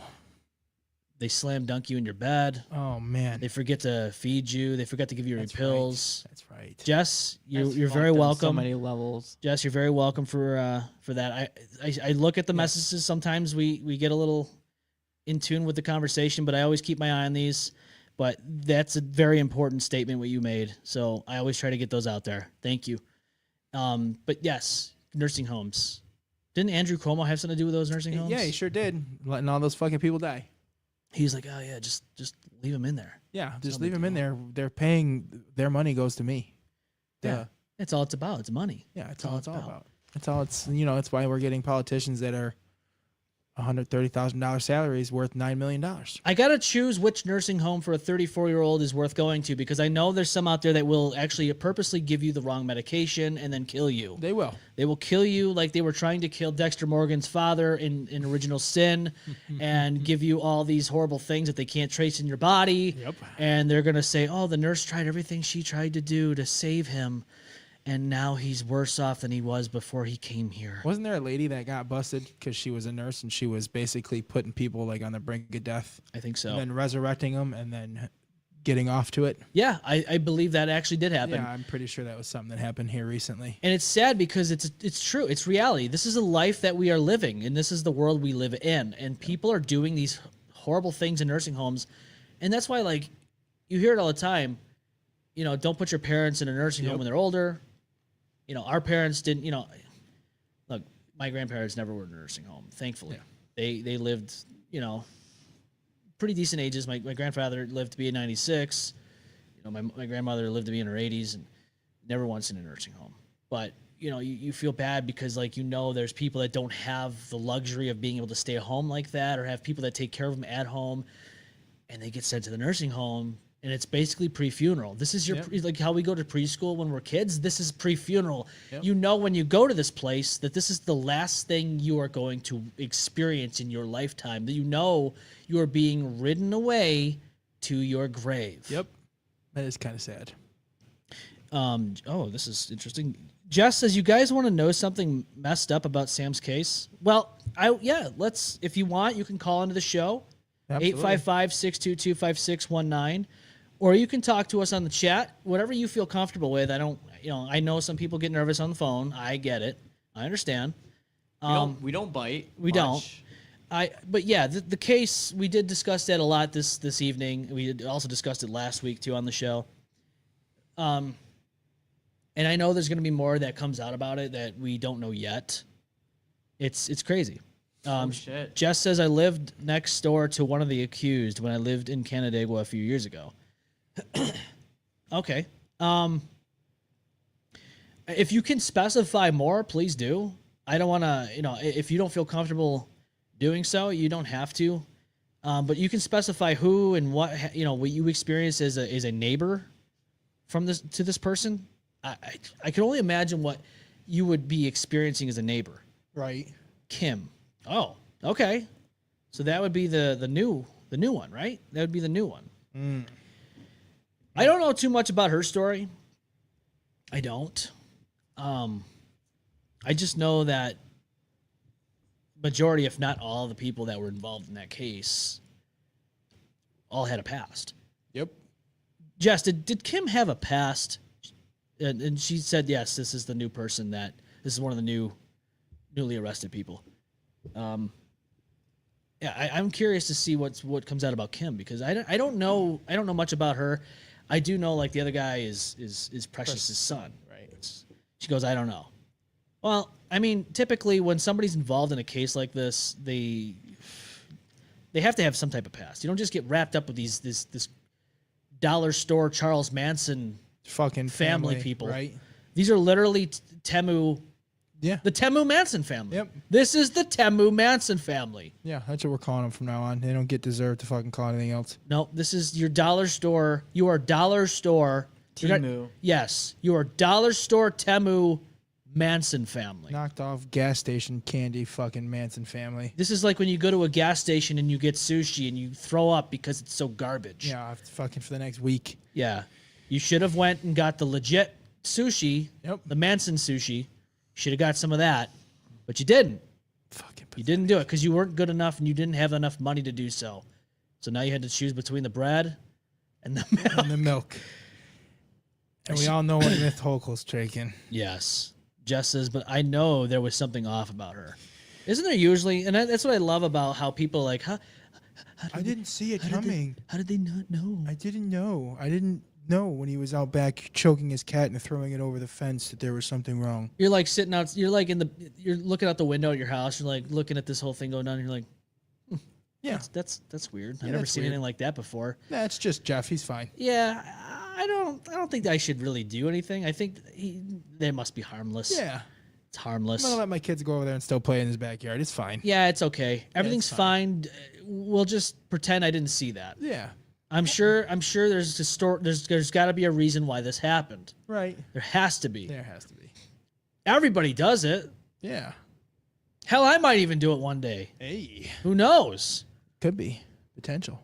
Always potential. But I think instead of calling the police or anything, I'm going to go make a peanut butter and jelly sandwich. Yep. And shove that down my gullet. And then forget about it. Yeah, I'll forget about it and I'll watch a rerun of Jerry Springer or something. I don't know. Watching two hicks fight each other. Jerry. But that's what I don't understand. Because you hear like these school shooters and all that, or like the Walmart shooters and shit. And you hear like things like, yeah, the FBI looked into him because of red flag, but they didn't see anything, so they let him. They interviewed him. Fucking red flag. You bring them in, and then you do a full investigation on them. Right. They're just like, yep, we interviewed him and all that, but we didn't find any probable cause to do anything about it. Right.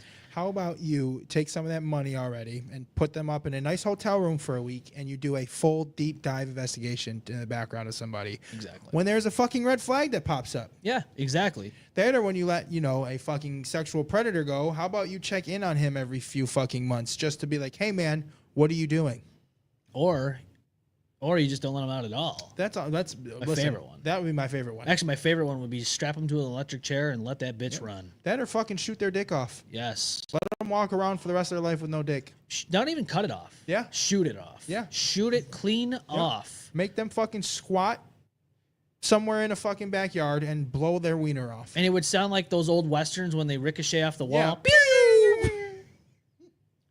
Oh, it's gone. It's gone. No more Willie. No more. It's gone. Clean. But that's then we can go all into that. We eventually. could. But there's a whole nother side of that. That shit is fucking disgusting. Yes. Just as, and what I mean is she was a neighbor. She lived right next door to me. She kind of creeped me out a bit.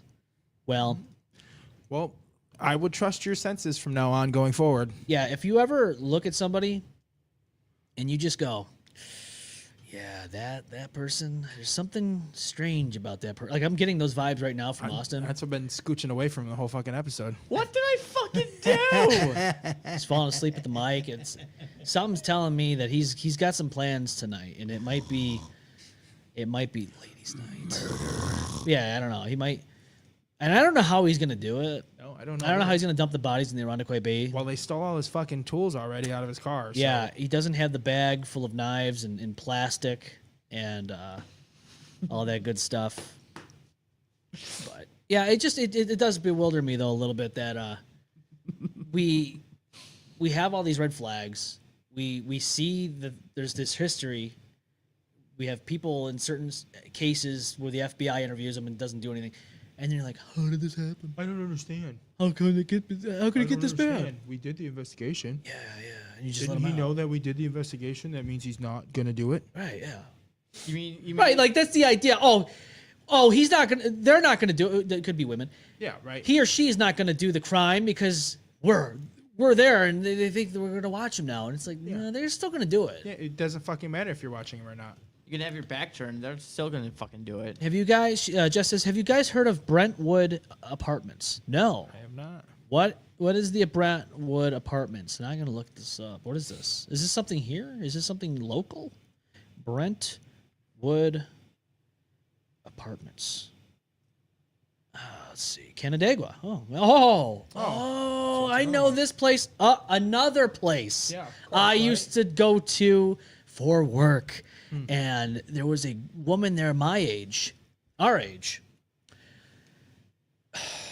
There was one time I went there and I felt very uncomfortable, and it wasn't because I was smelling what I think was drugs. It was like a very chemically burning smell. Because you would smell weed, which whatever, weed's weed. Right. But this was like a burning chemical smell coming out of this either apartment or place or whatever.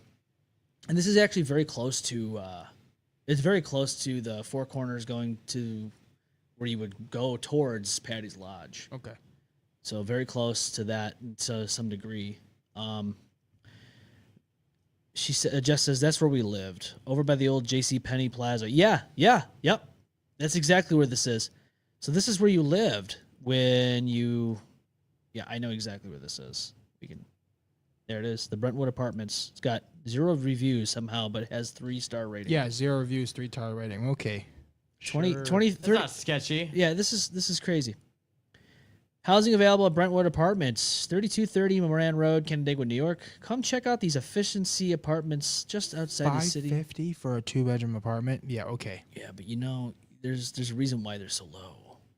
Reason why you're so. That's what I'm saying. But look, here's the amenities: high-speed internet access. Austin, look at this. This could be your next home. Refrigerator, Wi-Fi. Look, tub, shower. You get the cable. It's cable ready. You get the kitchen, the oven, the refrigerator. Look, there's an app. Look, you look, application fee, $35. Yeah, Not but bad. even they have an application fee, which means they must run a background check. Yeah. Wow. Look, it's built in 1980, so it's not too bad. You have trash removal. You get the sewer. You get the cable, the water, and you could be Austin. You could be living there. This could be you, man. And if you have kids, all the way out to Canandaigua when I'm already got a job that's like 5 I minutes. know, but look, this is a nice place where if you want to save some money, you can go here. Look at the floor plans, man. This is cool. It's pretty cool. I can't click the pictures or anything. Nothing's happening. But this could be your new home if you ever so decide you want to live in Canandaigua. Nah, I'm good. Call it Dramaville. No point intended. Yep, that place. Killer Case says, Woodridge, Canandaigua, I'm telling you, it's horrible. And then Jess says, not anymore, new management, and they are up prices. Their apartments are horrible. Well, okay, so let me get back to the story. Oh, wait, what am I doing here? This is our page. So basically, I went to this woman's place. She was kind of sketchy. And our old co-host knew this because he worked with me at one point, and he's witnessed this too. Whatever. But one time she was wearing this very, I guess you could say, provocative. Yes, thank you. Wearing a very, very provocative shirt, stomach showing, no bra because you can clearly see, short ass shorts.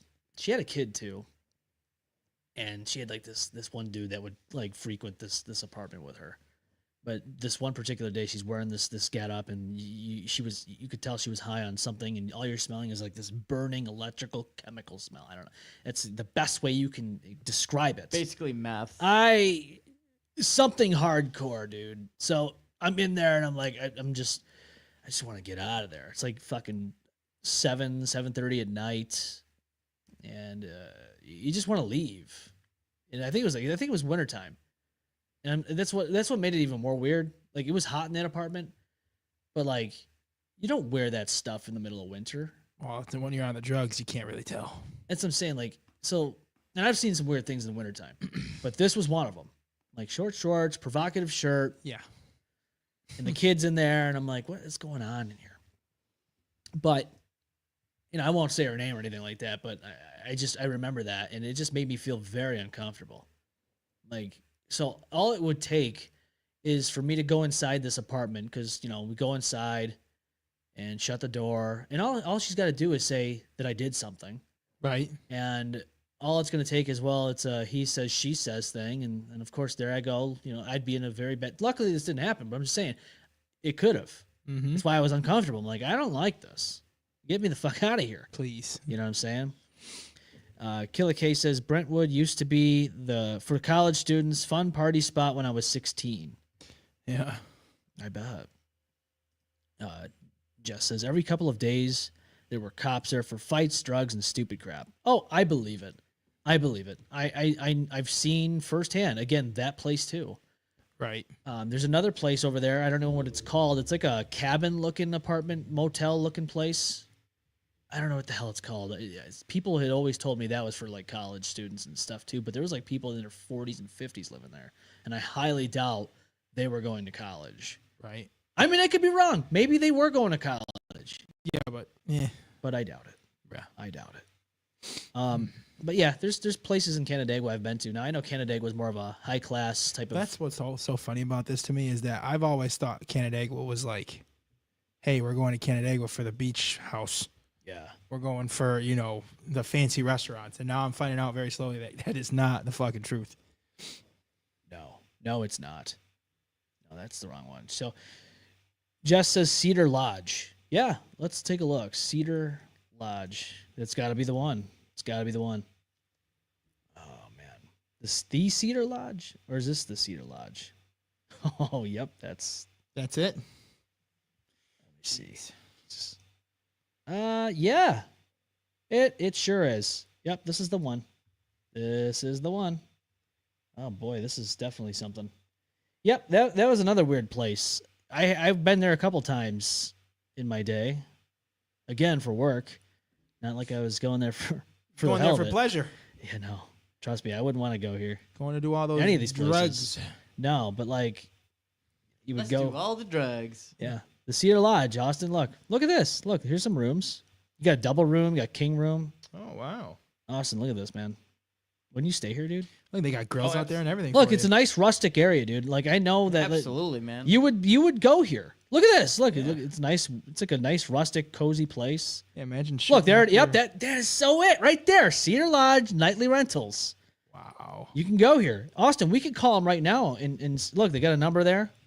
We can call them right now, dude. There's got to be so much prostitution going down there too for it being nightly rentals. Should we call them and see if we can get a room? Let's do it. You want to? I'm fucking so in. I mean, Austin, I know you're looking for. I mean, you were, but we can always keep our options open. Right.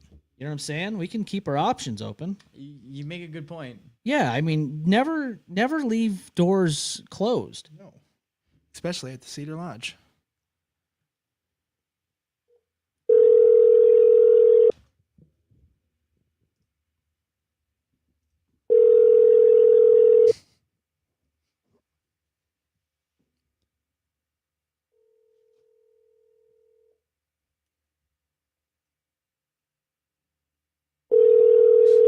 Is anybody working today? Not very good of a nightly rental place if they're not going to answer nightly. I know, it's nightly. It's nightly.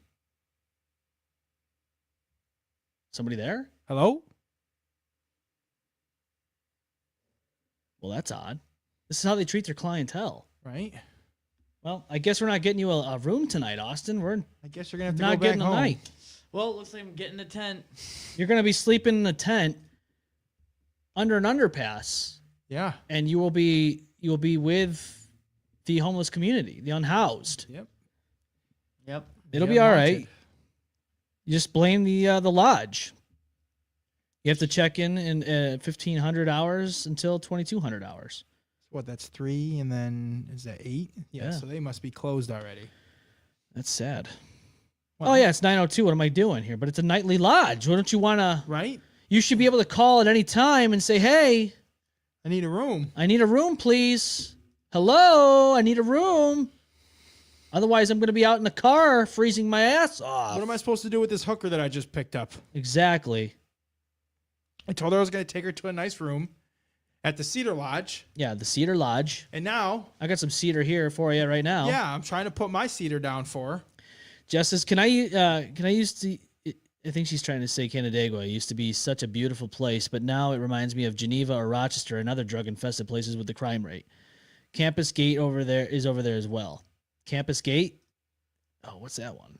Maybe have I seen the Campus Gate before? What's the Campus Gate? Billy, do you know what the Campus Gate is? Never heard of it. Let's see if we can call them. Like I said, I've always thought Canandaigua was for the rich people, so I never went out that way. Okay.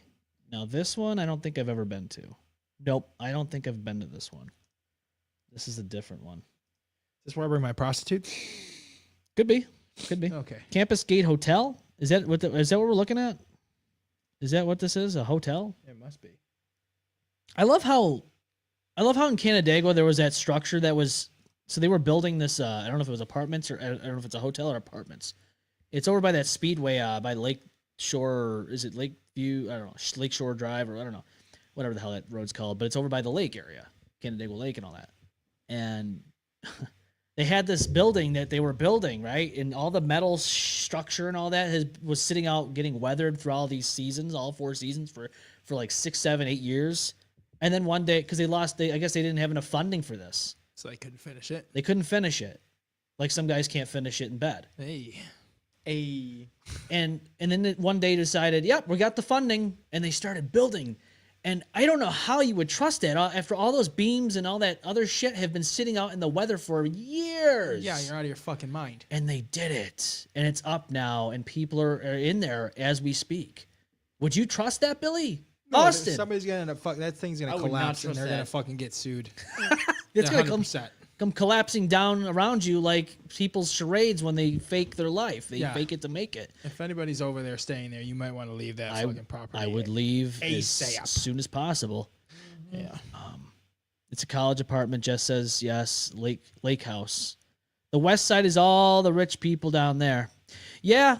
I mean, honestly, It makes sense. I mean, other than that park in Saltonstall Street, which if you've ever been there, which I have,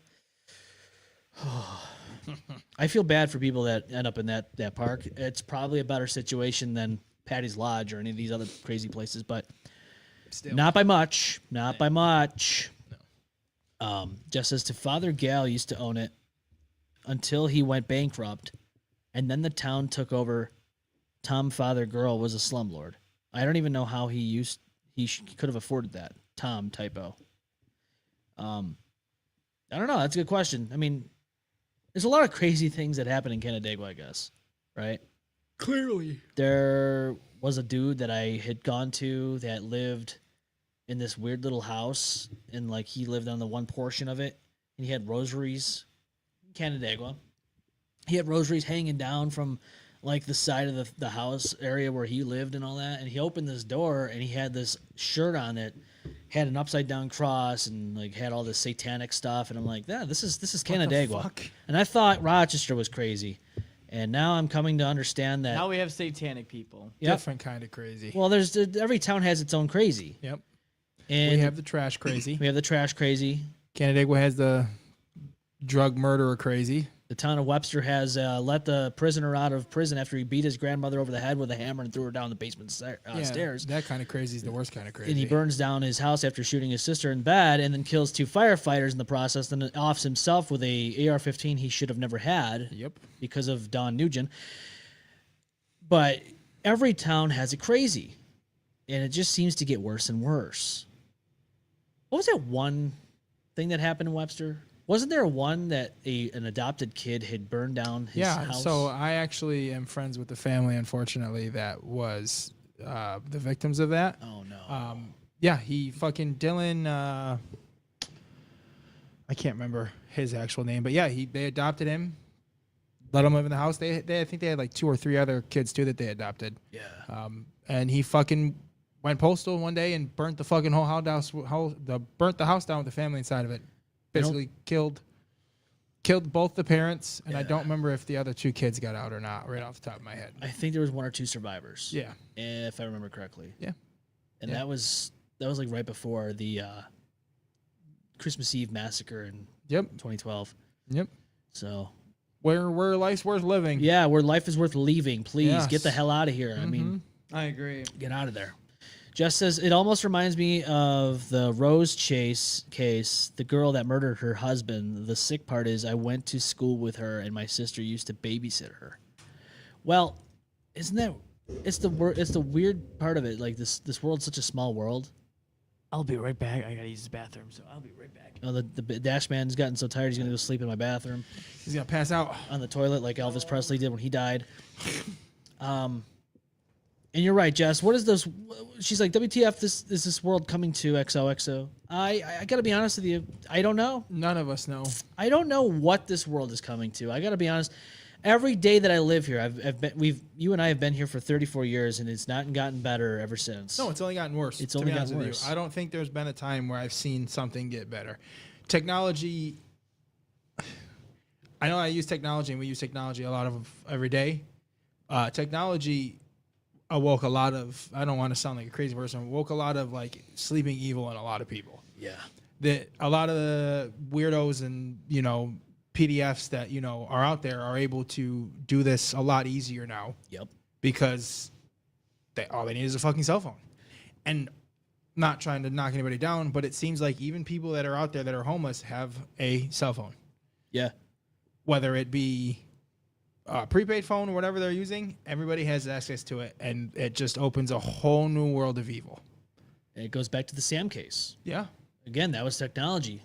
Yeah. If Sam never met Precious through technology, she would have never wanted to come out here, or he would have never wanted to come out here, and we could be in a whole different situation with that case. And I wouldn't be with my wife because I wouldn't have met her. True. So it goes hand in hand. There's good and there's bad. Yeah.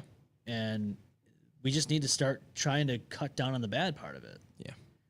Yeah. And that's the thing, like, dude, I look at it all the time. Like, what if this scenario didn't happen? What would life be in this scenario? You know what I'm saying? Yeah. No, it's true. Listen, I think about that a lot in my life too sometimes. Jess says, wow, 30-something years, huh? I just turned 41 today. Well, happy birthday. Hey, happy birthday. Mine was yesterday. Turned 34. Mine was on the 7th of February. Turned 34 too. So, yeah. Yeah, you know. Shane goes, was that kid's name Michael Pilato? Why does that name sound familiar? I'm pretty sure that was his name. Michael Pilato. Yeah. Well, the Pilato was the one that set the house on fire. I'm actually I'm thinking about it again. I'm pretty sure that the father was the one that passed. Yeah. And then one of the other children. And I think that the mother and one of the other children were the ones that got out. I remember him. Yeah. I remember him. Yeah. Sentenced to 15 years to life in prison. Why even give him the option to get out at 15 years? You're going to jail for life. Yeah, this is this article was July 24th, 2013. Obviously, this is after the fact. Yeah. Michael Pilato update. New York teen convicted of killing his dad and two brothers in fire, sentenced to 15 years to life in prison. And that's him right there. Michael Pilato. I remember him. Yeah. I remember him in school. Yeah. He actually lives right down the street from my best friend. That was a very scary day when I woke up and I heard there was a fire on that house in that street. A teenager convicted of setting a fire that killed his father and two brothers inside their Western New York home has been sentenced to 15 years to life in prison. Local media outlets report that 16-year-old at the time, Michael Pilato, was sentenced Wednesday in Monroe County Court in Rochester, but didn't comment. So let me ask you this: 15 years to life. Do you think he's out now? I don't know. I assume that we would have probably heard something if they let him out. I agree. I'm again in that case. I'm saying you do life. There's no fixing that way. A lot of other 13-year-olds with injuries. Can you imagine today? What do you think? What's your life like now? Yeah. You know what I'm saying? How scared you have to be every day of your life up to that point. And how do you trust again? You don't. That's the hard part. They were fosters. I don't know what you want to call it. They adopted those kids. Yeah. He was an adopted child. Those people brought you in to try to help your life and make your life better, and you fucking turn around and did that. And now you have scarred your sister for the rest of her life. Forever. It's crazy to me. For what reason? You know what I'm saying? For no reason. Yeah. Jess says, awesome. Thank you. Happy belated birthday to both of you. Thank you. Much appreciated. He comes down here and says, thank you. Austin, you know what's up. Oh, sorry. Oh, no. He's getting yelled at. Uh-oh. Oh, it's already done, dude. She already... It's that sleepy brain. It is sleepy brain. Jess goes, what do you all think about Gypsy Rose Blanchard, the girl that went to prison for 8 years for killing her mom? There's been plenty of conversations on Gypsy Rose in this podcast. Very much I probably didn't get it all the way, so I apologize. That's okay. I probably can't remember either. Gypsy Rose, let me tell you, I have my own personal opinions on her. I think that what happened to her as a child is completely horrendous. Right. I think what happened to her as a child was awful. But her as an adult, she is a menace to society. And I feel bad for the child that she just recently had. Yep. And I really do believe that where she's going in life is not good. No. I think that her time in prison reformed her in any shape or form. So the dude that actually committed the act of murder, he's still behind bars forever. Yeah. She's out with millions of dollars now, and she's famous. She's rich, fucking fame, crazy, and nothing anybody can do about it. No. Behind bars still how much he loves her. And you understand how much he must fucking have every bit of his bones and body and everything else in between that he hates. Yeah. Gypsy. Yes. Again, that whole thing would have never happened if technology never existed. Also true. Very true. So, yeah, I mean, I don't know. Not good. Not good at all. But I can tell you what, that's the way this world works, apparently, and there's nothing we can do about it. We can talk about it. Can't control it. Just stay safe. Keep yourself safe. Keep your family and your friends safe. That's all. If you see something fucking weird, say something. Yeah. That's it. Yeah. Yeah, I don't know what's going on. We talked good about Greenlight, and apparently things are kind of going downhill. How dare Greenlight? I was giving you an unfucking paid plug. Probably, I know you were slotting them up. Probably the weather, I'm gonna guess. So I mean, with that being said, we did a little over 3 hours here tonight, which I think is pretty decent. We talked about covered a lot of different topics, right, Austin? Oh, yeah, absolutely. You for like 3/4 of it, but it's all right. Austin was sleeping, but it's yeah, okay. he was sleeping. Oh, Justice, I feel bad for her as well. Yeah, I mean, to a degree, I don't feel bad for her now. I just feel bad for who she was as a kid. Yeah, exactly. So I don't know if it's just the benches or just like there's no back support. It's all of it, Austin. Trust me, I've been pondering on what we could do with these things for a long time. I don't know. So I apologize if I do try. I try not to fall asleep though. It's okay. It's all right. We'll be all right. We'll figure it out. But I want to thank everybody that is brand new to this show that has just started watching or listening. I know there's a lot of people that just started following the pages and subscribe to the YouTube and Facebook and all that and TikTok. I just wanted to come out and say thank you on behalf of everybody that's here on the show, part of the TME crew. I think everybody here can attest to this. We appreciate all of you. Billy can definitely attest to this. Yes. Keep them coming. Yeah, share with your friends. Share with your friends. We want to keep growing this show. We want to keep growing our TME community. Yes. And we want to be able to keep entertaining you and talking about serious topics and making, hopefully, some of you laugh when we have the time to do so. Yes. Absolutely. Apparently, this was not the night to really do much except for the Texas Roadhouse thing. I did a couple bits on there that you wrote, of course, because it was all Austin. It's all Austin. Austin wrote comedy it. fails. It's all Dash Man. Whatever. Jess says you're very welcome. Thank you so much. And again, we're usually typically live on Saturday evenings, 6 p.m. Eastern time. There's sometimes we're off because we're human beings. We live in the real world, have work, et cetera, et cetera. Life happens. Yes. Sometimes we have off, so that's why sometimes you don't see us on a Saturday or whatnot. But we try to do our best to keep doing this consistently because that's what we love doing, and we want to keep doing this thing. So please go ahead and share, like, and follow because that will help us grow the show and keep going. Tune in. Yep, like, subscribe, hit the bell, get all the notifications and all that stuff. Until then, though, thank you for listening. Thank you for watching. This we will be back live next weekend, I believe. I won't be here. I'm going to the Elimination Chamber, so it all depends. Actually, good luck, brother. I will be thinking of you guys. Yes, good luck, brother. It actually might depend though, because I think I'm working that weekend. Yeah, and it all depends. I don't know. I will say the weekend after we will definitely 100%. Yes, be on. That will be Word. But you will keep your we'll keep you updated. Keep your eyes and ears posted. Always. You'll see the event come up on the YouTube and Facebook page and all that stuff. So you'll see what the date is and when we will be live next. Until then, Billy, survive the Elimination Chamber for me. I will try. I will do my best. I'm going to Canada, so I'm a little worried because you know how they feel about us right now over here. They're not happy. Our Nazi Germany leader Elon Musk is trying to take them over. Yeah, so and it's not good. They might shoo me away as soon as I get over there. Yep. Get the fuck out, eh? Get out, eh? Don't let the door hit you on the ass, eh? No, we love all of our Canadian listeners too. Trust me. We have some out there, and I know that some of them are. I can understand what they're feeling over there to a degree. 100%. I can understand because if you put the shoe on the other foot, it would probably feel the same. Same way. Yeah. You just know. No, we just love you. Yes. And to everyone else, thank you for listening. Thank you for subscribing. If you haven't already, please do so and following. We will be back live next time here on the M-Balm Effect. I'm your host, M-Balm. This is Billy Brown. Bye. Austin Dash. Bye. Bye. Well, there goes the neighborhood. It's a good thing no one got seriously hurt. Oh my God! Whoops. Spoke too soon. Don't get too wrecked. See you on the next one.